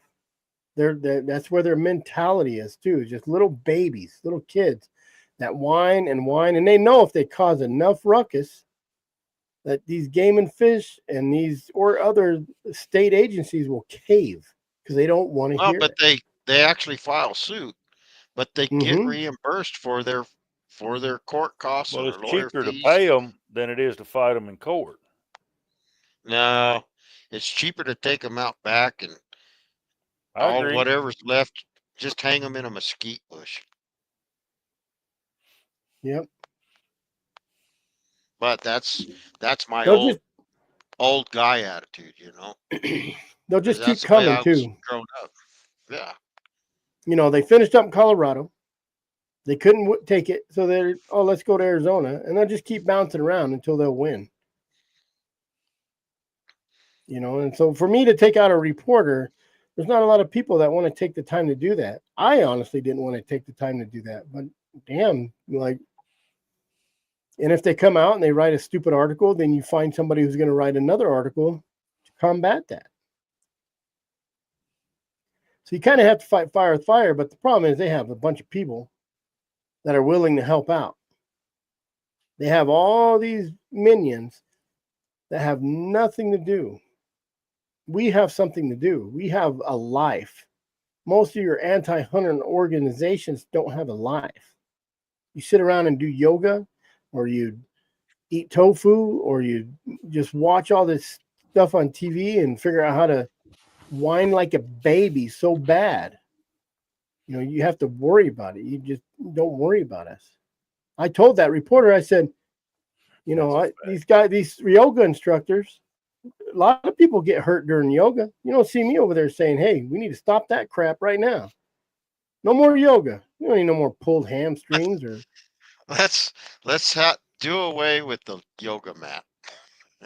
That damn thing's causing Mm-hmm. so many twisted bones and sore muscles. Or yoga And pants. well, yeah, They're they need to causing quit so wearing many yoga pants. divorces and Well, they need to child quit wearing support yoga cases. pants all over town too, because that right there is just the people that wish they were doing yoga don't need to wear yoga pants. Dang. Yeah, there's people that wear yoga pants that should be worn by somebody that's a size 3, not a size 13. So I don't always mind the rules. I do. No yoga pants over a certain weight. Discriminatory. That's discriminative. Yeah. Well, come on, guys. At least not going to Circle K. Bone Pile says Bill Herring's a warden. Is that what he's saying? Yeah. Let me see. Yeah, I've met Bill Herring. He's 100% warden. I'll guarantee it. How's that, Bill? So is Chris. Me too. I'm subcontracted warden. He's undercover, Benny. See, same as the bats in the southeast. They act like they're God himself. I didn't get that one. That's what they use down here is the bats. Oh, the moment they wear those pants that look like pantyhose stuffed full of golf balls.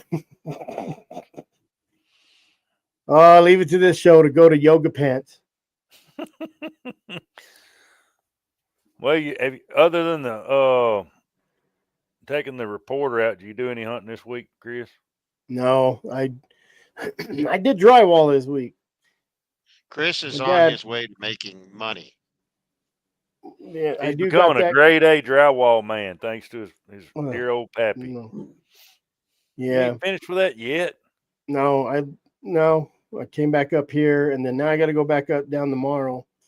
But I got to go to the bank first and get an account started, so I can take people's money so they can sit at home or go hunt while I get to do nothing but talk to reporters and whiny anti-activists. So debunk how many their other theories. people, Chris, did this guy interview besides you and Kelly on this side of the fence? Yeah, Russ McSpadden, Kelly. He said a couple more, but he didn't say their names. I said, you said I interviewed other houndsmen. I said, well, who was that? And he said, oh, Kelly Glenn. I'm like, oh. So she had a lot to say. You know, every time I'd say something, he goes, yeah, Rowdy. Kelly said that too. Rowdy is just horrible. I'm not even going to say that. I'm not even going to read that one. It's not worth repeating. You guys got to watch the show to read that one. Rowdy houndsman. Yeah, and you know, I got the I hope I did. It's hard for me not to cuss and swear and throw rocks at dogs. My dogs behaved perfect. I thought they were just going to be crazy. You know, they tried to get out of the box crazy. I said, I usually run them up the road a little bit, clean them out. I said I didn't do that. So, but you know, I mean, he asked the right questions. What was that, Chris, that they were talking about doing away with guiding services in Arizona at one time in the last 4 or 5 years? What was that deal? Do you remember that? I don't remember that. They were talking about doing away with guide to some extent. I don't remember what exactly it was, but Kelly got real involved in that, and she went to Phoenix and stood up and talked about all that because she was saying that because of her grandfather and her father, they'd been hunting, they'd been guiding for so many decades, and that's all.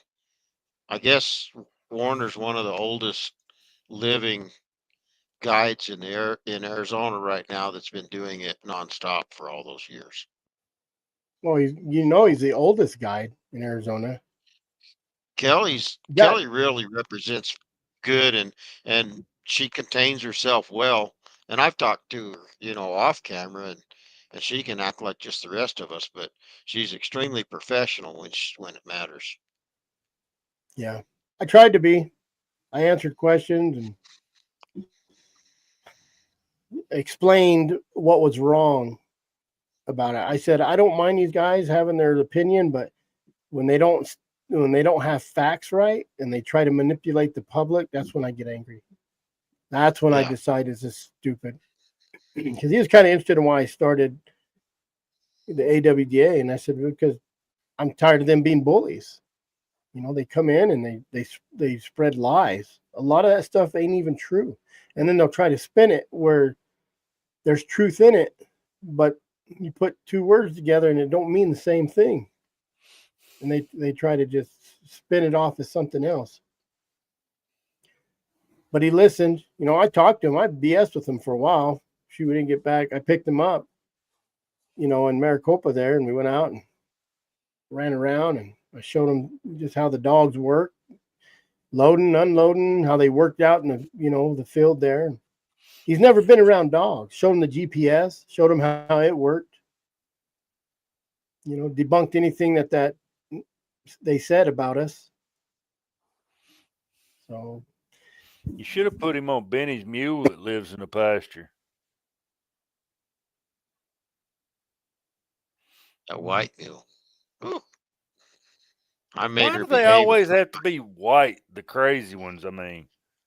Well, that's not true, because that one that I shot was black and black. And that was which a very untrustworthy jackass. My great uncle My had a wife big wouldn't white let me. John mule that he named 2 o'clock. Because at 2 every day a.m. at he was 2 going to o'clock. buck you off. Oh, 2 p.m. he was going to buck you off. That was his quitting time. man, see, I couldn't play that game. he was that, he was a good mule. Them. I jerked their front feet out from underneath them, and then I just beat them into a pulp, and I tie them up, tie their feet all together in a wad, pull their nose around, tie it in the middle of that too, and leave them out there for 2 days like that. I don't give a rip if they die or live. They'll get a better attitude if they're still alive. Yep. He was willing to go out and do some hunting too. We were supposed to go down, man, holidays. He hit me at the wrong time. I just had to take that Friday and go. So, but I guess we'll see this week how it comes out. I did send him that article about the bears. I said, look at this. I said, I want you to pay close attention to the numbers. How in 2020, it's 51%, and 5 years later, it's 2%. I said, so we're not really have more dogs. We looks like we have less dogs that are, you know, there's less animals being harvested with hounds. And he's like, hey, I appreciate you sending me that. So I'm really curious to see how it comes out. And I said, listen, this is a story that's going to last a while. You be fair to both sides, and you'll always have a story. I said, but you don't be fair.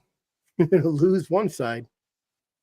You just got to, you know, if there's something to debunk that I say, then debunk it, but make sure it is. That's the important part. And I think what happens is people do these interviews and then they don't pay attention to them and no one rebuttals it. So I already have a plan B. You know, I have a reporter, I have a journalist, investigative journalist that wants to go out and do some hunting. You know, like she's ready to debunk it all if he comes back. And me, I record everything. So I had my recorder on me, so if he misquotes me. And there was stuff I said, you can quote me on this. Those guys are idiots. Dumb. But I said, you know, it's the common public. I said, here's your anti-hunters, you know, and here's your hunters, but here's your public. I said, when you're manipulating the public with false narrative, that's unfair. That's unethical. That's unfair chase. There's no difference. You know, and I explained how we're on their home court. Those lions, those bears, anything we're chasing, they know every nook and cranny in every rock. That's where they live. I said, if they don't want to be caught, they don't want to be caught. You know, and I think there's sometimes those lions and bears, they play with those dogs. You know, it's a game. I've seen them. They don't care.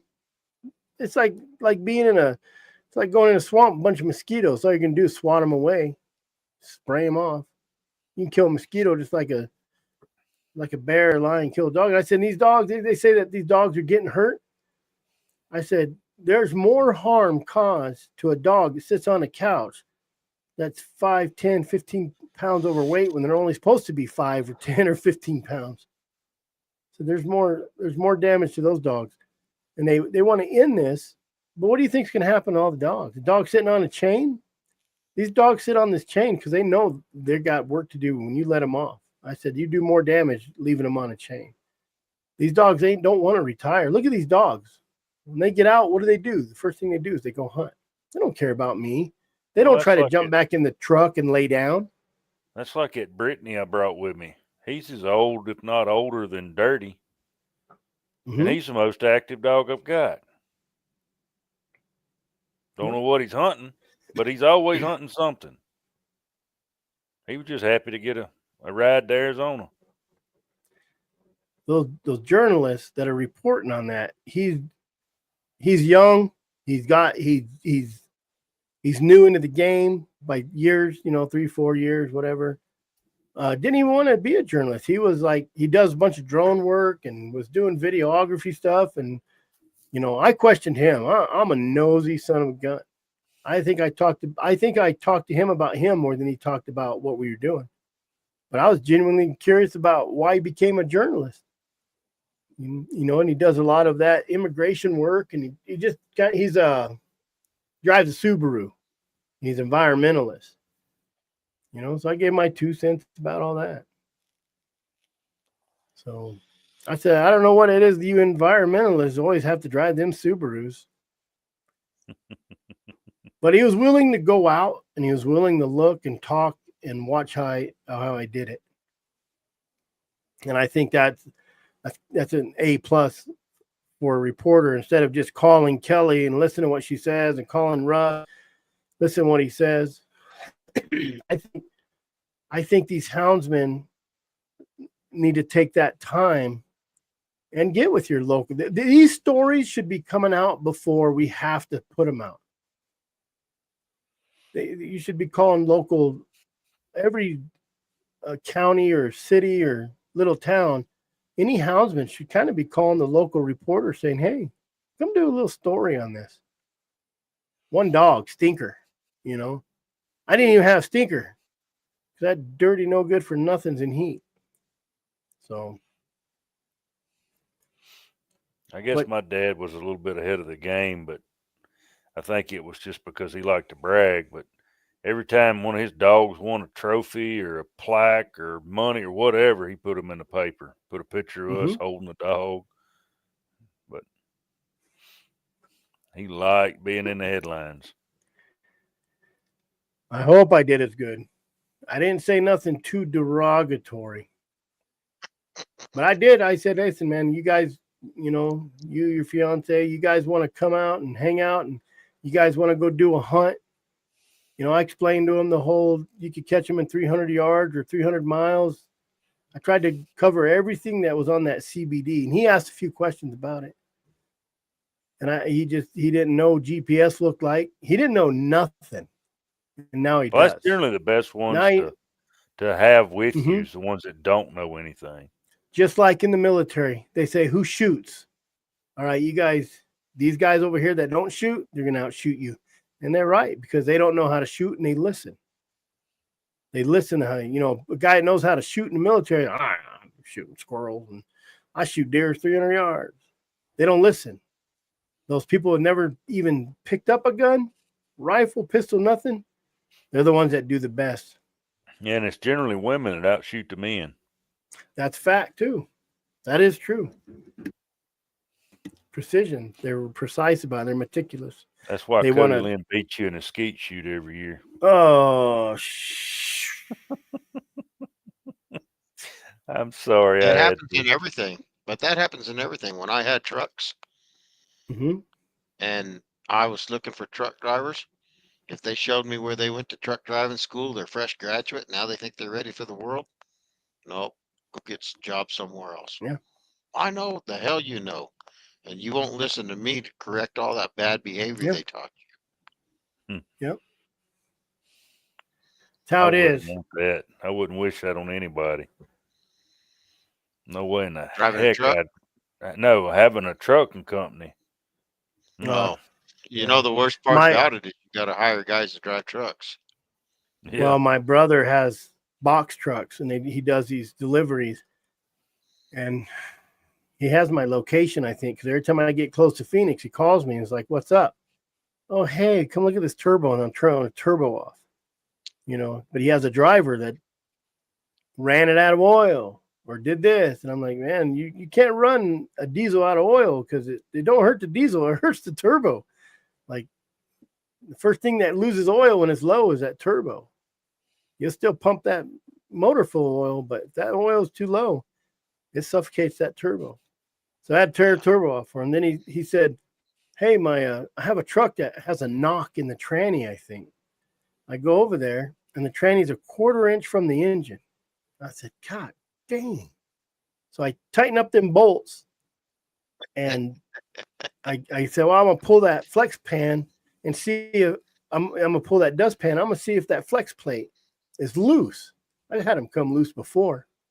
The damn looked like that whoever was driving it hit something in the road, maybe a tire or something, came up and whacked that dust pan and bent that dust pan in to where those bolts on that torque converter were tuck, tuck, tuck, tuck, tuck, tuck, tuck, tuck. So I took it off, bent it out, sent him a picture. I said, "Anything else you want me to do?" So classes years ago. I bought CPU years ago. The women almost always outshot the men. But that it's just the same. My brother's not a mechanic. As soon as I heard that thing whack, whack, whack, I was like, "That's not a hard knock. That's metal. That's a pan. That's sheet metal knocking." Got that fixed for him, tighten up the tranny. I said, "You literally only got about 3 bolts in that tranny. You need like 3 more." So, and then I get it. It was dead battery. I had to jump it. I get it started. And after I fix everything, I hear, I said, "That sounds like something's going to shock me." I look down, and it's those cab overs. You lift the cabs over off of the engine. And the damn spark plug wires were hanging off, a couple of them. I said, "Damn." I called him. I said, "Is this running a little rough?" "Yeah." I said, "Not no more." I had to take it for a drive and blow that carbon out of all of there. I said, "Damn, man, preventive maintenance helps every time." When I had trucks, I used to gripe and complain. And I just got so sick and tired of mechanicking. I said it. I believe that, and I still believe it today, that you should never be allowed to get a CDL until you can prove that you wrenched on one for a minimum of 2 years, so that you know everything you do from that operator's seat, what it's doing down there underneath you. People get lazy. That's like putting that reporter, that journalist, they get mad, he called him reporter. That journalist, to write a story about dogs and not be around dogs is like putting someone in a split rear end, 13 speed with the 3 handles on it, and telling them to drive that truck. He ain't no clue how to do it. And that's how I feel these reporters and all these people that start falling for that anti-hunting crap. That's all they are. They're a CDL driver that's never drove a 10 speed, So he got out there and he was willing to go out there. And the guy is like some backpack guide. I don't even remember where. He told me a bunch of places. He was in like the Peace Corps, and he was in shape. He'd done a lot of stuff. He just didn't hunt much. I said, I've took plenty of anti-hunters and non-hunters out and turned them into hunters. And he acted interested. And I think he would. I think he would go out. I think he'd take the time and he'd go hunt. And that's all it takes. It took me a couple hours out of my day. Dogs, striking a track, running a track, treeing game, and then walking into that treed game. If that don't stir your blood, it won't nothing. Yeah. Well, I said, you see that yellow grass right there? You ain't going to trail nothing through that. I said, you see that sand right there? You ain't trail nothing through that. I said, very seldom you get perfect conditions and you take advantage of it, and that still don't guarantee nothing. I said, there's no guarantee. You're lucky to find a track. I said, and he was a hiker, backpacker. I said, you're a backpacker. I can guarantee you. Where he said he was like Washington or other states, and I said maybe California. I said I guarantee you've been within 30 feet of a lion, and you never knew it. All these deer hunters. Look, there's my brother. Hey, Chris, when you're coming back to the valley, he looking for me to do some work. Never. These deer hunters, all these people, they don't realize people. I got to fix a truck. They don't realize that there's more lions than you think out there. There's more bears. There's more coyotes. And what happens? I've been in arguments on the internet with these people about this. Especially there's just mountain lion sightings is the worst. But I said, some guy said something about lions coming in. I said, it's good. Quit building stuff. Quit building stuff. You see what he said? How did that drywall patch I made work out? I've never went through so much sandpaper in my life. But he said, well, quit building stuff. I said, you're living in a house. You're living in His a house. music's bad enough, Richard. Was it? Oh, yeah. That's what he needed. I don't know. That's not always a good idea. Deliverance when you drove him around. Actually, I did have my music on. Most people think I just live in the country or something. I think this kid could have handled it. I'll be honest with you. I think he would have absorbed it, soaked it up. So we'll see. How is it that people can retire from driving a sedan in town to driving a land yacht without being trained or tested? Oh, that's a whole nother subject.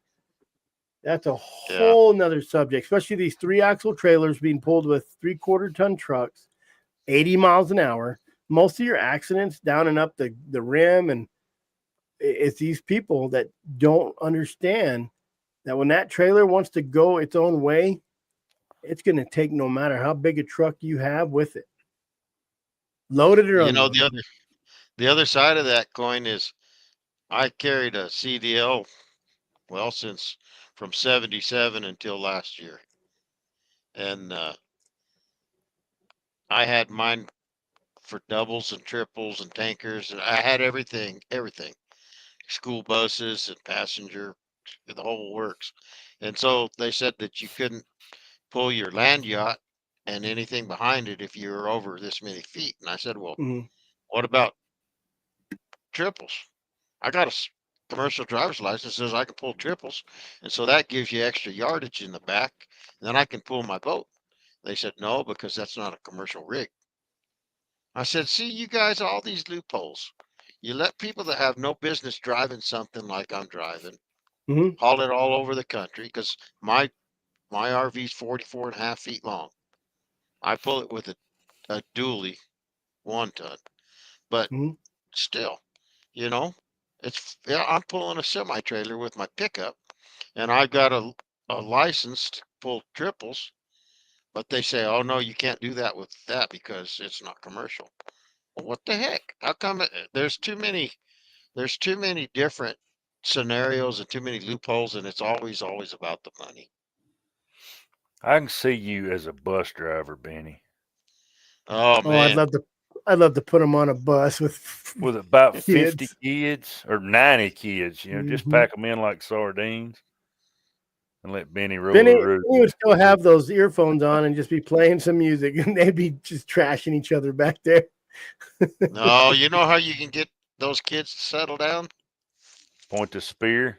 No. Hit the brake check, little side to side action. Just when that side to side and everybody flips from one wall to the other. Yeah, it'll be good. Benny would say, you guys sit down back there. Guys, sit down. I told you. I told you sit down. Dang dog. Dog. Did you see that deer? I did right by the time he hit me. No, but I could tell you some mom would be mad. My poor deer got a black eye and a busted nose. Yeah. I can't help what they do in the back. He was fighting. Yep. I didn't report him. Well, what do you say, Benny? I Bears think aren't the that you, problems. no, you're taking on so much, Chris. I just hope that you don't get burned out in the next 10 years. I mean, I understand what you're doing. You're representing your 10 passion days. and yeah. But at the same time, all these people need to get in there and give you a hand because you will get burnt out. There was only two of us hound guys that went to the Game and Fish Commission meetings regularly. It was me and Mike Root. That's where I met Mike. And all those people get up and they say the same thing. And if we get up and say anything different, it's like, oh, where'd you come from? But it's you get burnt out because there's no help. If Mike and I had shown up in Cloudcroft at Game and Fish Commission meeting and there was 25 other hound guys there, we'd say, hey guys, let's go. But I used to travel every single month. I was in a different part of the state going to those commission meetings. I knew all the commissioners personally. I had their cell phone numbers. I was highly involved and I just got burned out. It does. It does burn you out. We had 60 last time. There should be 60 different people this time, plus the 60 from last time. But you take 12 days out of your year to go fight for something that you want to do your whole life. It just, people don't want to do it. They don't want to take the time to do it sometimes. And if they don't, they have to pay to do it. They have to pay someone to do it. It's as simple as that. You can't do it yourself. That's what you do. You pay the man. That's right. Exactly right. And if everybody doesn't want to go, they don't want to take the time out and they say, well, I got to go to a ball game or, I want to sit and watch a movie and have popcorn and whatever it is, then ante up and tell somebody that's involved, thank you for your time. And the only thing that I know what to do is $200. Fight on. I appreciate you. We've talked about this in our board meetings, and me personally, I'm like, these guys should be paying $20, $30 a month to this $50 a year. That's for a club.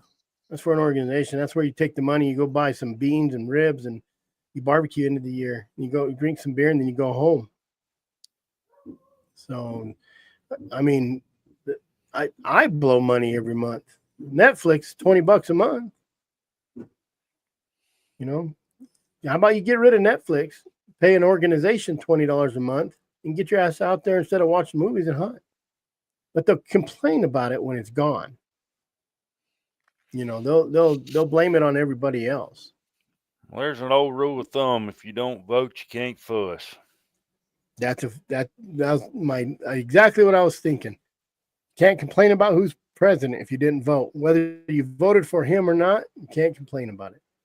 And if you don't want to stand up and do something about it, and you don't want to pay somebody to do something about it, then I'll tell you what, I'll give somebody $20 a month, $30 a month if they want to come run this. Won't bother me a bit. I can give you an example. Two guys that are personal friends of mine, and these two guys are lifelong friends. Once again, Steve Smith and Larry Hendricks. The last time they had a big deal going on with the hunting in Arizona, what was it, Chris? 12 years ago or something? They had a big deal. Well, we had the thing going on in 17, and then we had the thing going on in 19, something like that. Something going on, and there was a big to do, and they were everybody was supposed to get together and go to one of these meetings, and Steve tried to get Larry to go, and Larry said, I'm not gonna, blah blah blah. And so the next time Steve saw Steve went up to Larry's up there on the mountain, and Larry says, so Steve, how'd that meeting go? What'd they decide? What turned out on that? And Steve just looked at him and said point blank, You didn't care enough to go. It doesn't matter to you. I'm not going to talk to you. Just shut your damn mouth. Give me $20 for the gas I spent, and I'll tell you. I mean, but and these are good, tight, close friends. But the reality is, if you don't want to be involved in any form, what's it matter? Yeah, that's a fact. People got to get involved, and you got to get everybody else involved. I mean, it don't take long. If you're out there, and I've bumped into plenty of people. Last year, there's 3 people I bumped into, and I changed their mind about hounds. One of them said, "Oh man, I didn't even know that. I never knew that." I said, "Well, now you do." Saturation of education is the best thing. It's the best social media you can do. You know, don't get all crazy, and even on these antis, just be smarter. Just be smarter than them. They're trolls. Most of them are trolls. Yeah. You know, don't let them wrap you in and make you look stupid. There was So- this one guy.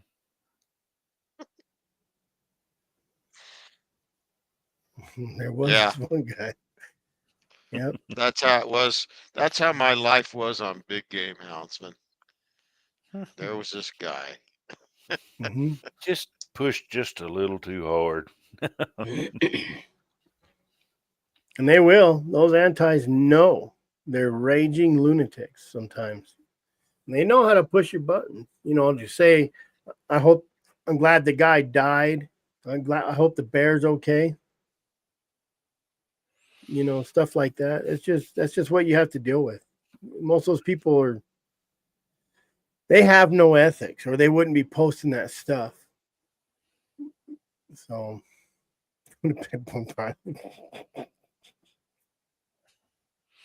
I think he's on number 26. Dude, he's on the 4th case. Yep. Well, guys, been 2 hours. That's good enough for me. I'm glad that article came out about the Bears in Unit 1. That's a really good article. I'll probably post it on my AZWDA website. You're in Unit 1, aren't you? I'm in 3B, but Unit 1's right across the street. Which direction? South. Yeah. So I hunt I hunt 3B mainly for bears, and then I'll sneak in the Unit 1. I don't go too far in there. I really don't. I do So good Unit enough where 1 I'm goes at. right up against the res. Oh yeah, 3B and Unit 1. Well, no, Unit 1. 3B goes up against the 3B. The Vernon McNary Road is 3B. On the other side to the south is 1, south Okay. and east. You know, but Unit 1's a huge unit, and I know a lot of people were killed over there. When Larry got in trouble, Steve raised a lot of money to help him.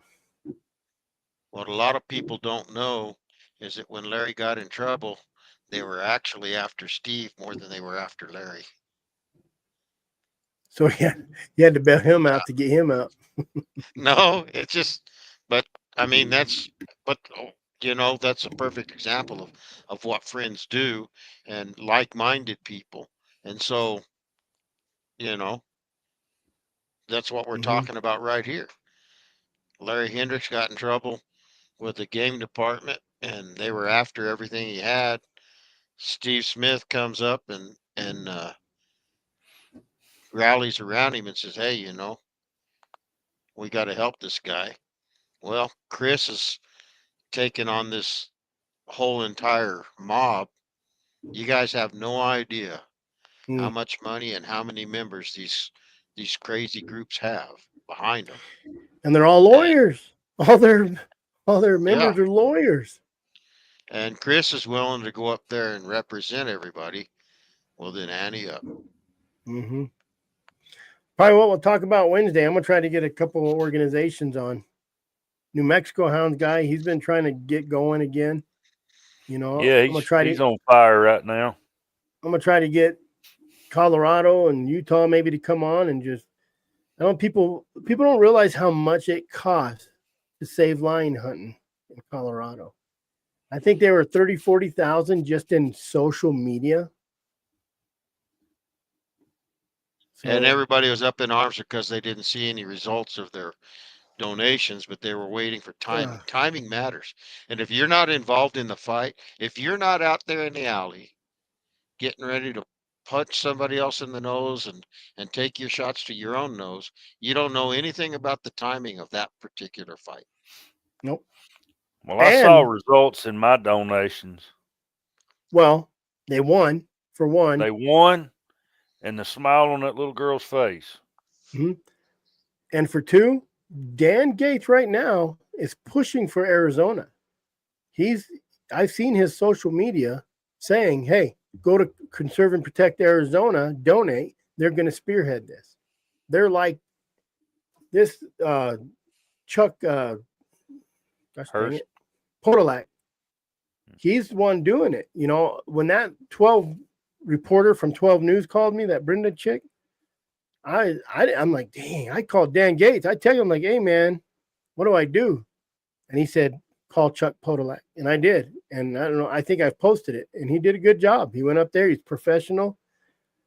You know, he talked about, he knows legislature. He's been up in D.C. He knows all this stuff. So if I have to raise money and give it to him, that's all my goal is to do, for someone intelligent to talk. But we have 2 years. We don't have 6 months. You know, when I found out about Colorado, I just kind of found out about it. Like, oh, what's going on up there? And with all the social media we have, there shouldn't be no secrets. Just like I got a text today from the Arizona Trapping Association that sent me that camel at the Capitol. Sounds like a pretty cool deal. You know, I'm going to go probably check it out. And I have cards made, start passing them out. And I don't care about this National Hound Alliance. I think it ain't going to go nowhere, in my opinion. You know, if it is, they're slow going, because I've already by myself got my C3 and all my shit together. And I'm trying to reach out to anybody I can. People, get hold of Missouri Hound, get hold of Michigan. And that's what I'm going to do. I'm going to do associate memberships, $100, and your club's part of the member. I put you on my website. So it's an alliance for a reason. I'm not a club. I've said this before. I'm not an organization. I'm an alliance. I'm not here to drink a beer and go, you know, the good old boys and tree a coon and go home, sleep it off. I'm here to kind of punch back. It's just those antis just piss me off so bad about. They sit there and they can't even punch. They're like just flicking you. They flick you. They just need knocked in the jaw so they'll shut up and leave us alone. And speared. And I can't even be who I want to be, because then I'll get sued, you know, and then I have to get a lawyer. Who's going to pay for that? Now, welcome to my world, Chris. Oh, law enforcement, no joke. I told all my kids. I'm going to be worse than Benny when I retire. I have plans. You know what my son... Hey, go ahead. Oh, God. I don't even want to get into this crap. When Joe Biden giving Soros a medal. At one time, I wanted to be a U.S. federal marshal. I just thought that'd be a kick in the pants. But I figured that to get there, I had to go up these rungs on a ladder in law enforcement. And there's no way I could put up with people like me out on the street. Randy, you're right. They will try again in Colorado. The first week of my retirement. You know what they'll do? If they make a good showing in Arizona, that'll give them momentum to go right after Colorado right then. They will. They'll be here for 2 years. And if it don't go through, they'll go back to or they'll go over to New Mexico. And they'll just cause trouble there. But it's all right. I got some politicians I'm talking to, so try to take care of some stuff that way. And I get sick when I ask people about this legislation and proposing a bill, and they're like, nah, I can't do it. Why? They can. They propose it. Why can't I petition the Arizona Game and Fish? And I'm about to. I'm going to petition them for a bear pursuit season. So I'm going to be that little thorn. If you don't ask, you don't get. You know, it's exactly. Squeaky wheel gets greased. Squeaky wheel gets greased. Mm-hmm. So, and I will be at every meeting, whether they're doing it or not. I'm going to say, hey, I'm Chris with the Arizona Working Dog Alliance, and I'm here to tell you that we're going to be here. Thank you. Have a nice day. That way they know who I am. Well, that's just like I said earlier, why can't we sue them for mental anguish, pain and suffering, Mm-hmm. Defamation of character. defamation of character? I'd have to include my first wife, and that's not going to make things better. That's a fact. I mean, I'm going to get off in a rabbit hole here, but, I know a lot of people that have gotten a lot of money for erectile dysfunction caused from PTSD or whatever. I mean, shoot, throw that in there. You're guaranteed to get paid. Hey, years ago, I got rear-ended in my pickup right there in Roswell. And they were all scared that I was going to sue them and everything else. And I said, look, fix my pickup. Let me go to the chiropractor till I say I'm good. Not till the chiropractor says I'm good, not till you say I'm good, till I say I'm good. Mm-hmm. And every now and then he'd call and check on me. And yeah, we're still doing this. And when I got done, I called him up and I said, I'm done. I told the chiropractor we're not coming back. And so they fixed my pickup. And he goes in there and he says, I need you to come and get this letter. And so he had this paper for me to sign. And he says, I need you to have your wife sign it. What's that? That she would not come after them years down the road, that the way we're done. And I said, what? She wasn't even in the pickup. No. And this is what you're talking about. She can come back 10, 15, 20 years from now and say, because of this wreck, it changed who you are. And now she no longer has the same husband, whether it's sexually or mentally or anything happens. We don't want her coming back on us. I said, okay, give me it. She'll sign it. Are you sure? Yeah, she'll sign it. I'll see you tomorrow. But that's the mentality of these people that are predators and looking for an easy dollar. Well, you got to play the game with them. But you also got to play offense sometimes. You have to play their game. Yeah. You have to manipulate the public just like they do. The only thing is we manipulate with facts. Right. So you have to make sure they know theirs are not facts. And that's what I did with that journalist. I said, absolutely. If they want to say something and it's true, that's fine. But I'm here because they don't say nothing true and they try to manipulate. Well, I mean, you think about it this way, though. 10,000 lawsuits for erectile dysfunction from PTSD. I'm telling you. You got to play dirty. Throw a curveball. I'm gonna file suit tomorrow against the CBD for that. I'm so worried I can't. I have my wife file it. Is what I'll do. You can't make that 10th child. Yep. They'd be like, you got a vasectomy. That don't count. You know what? I'm going to have to talk to Clump because he wanted 7 boys. I'm telling y'all, you got to play the game. All that Jaguar stuff cost him that 7th son. Yep. All right, guys. Hey, you guys have a good evening. I've enjoyed it. We'll be back Wednesday. Thank you, Benny. Chris, thanks Sounds for having me. Later, guys. All righty, AZWDA.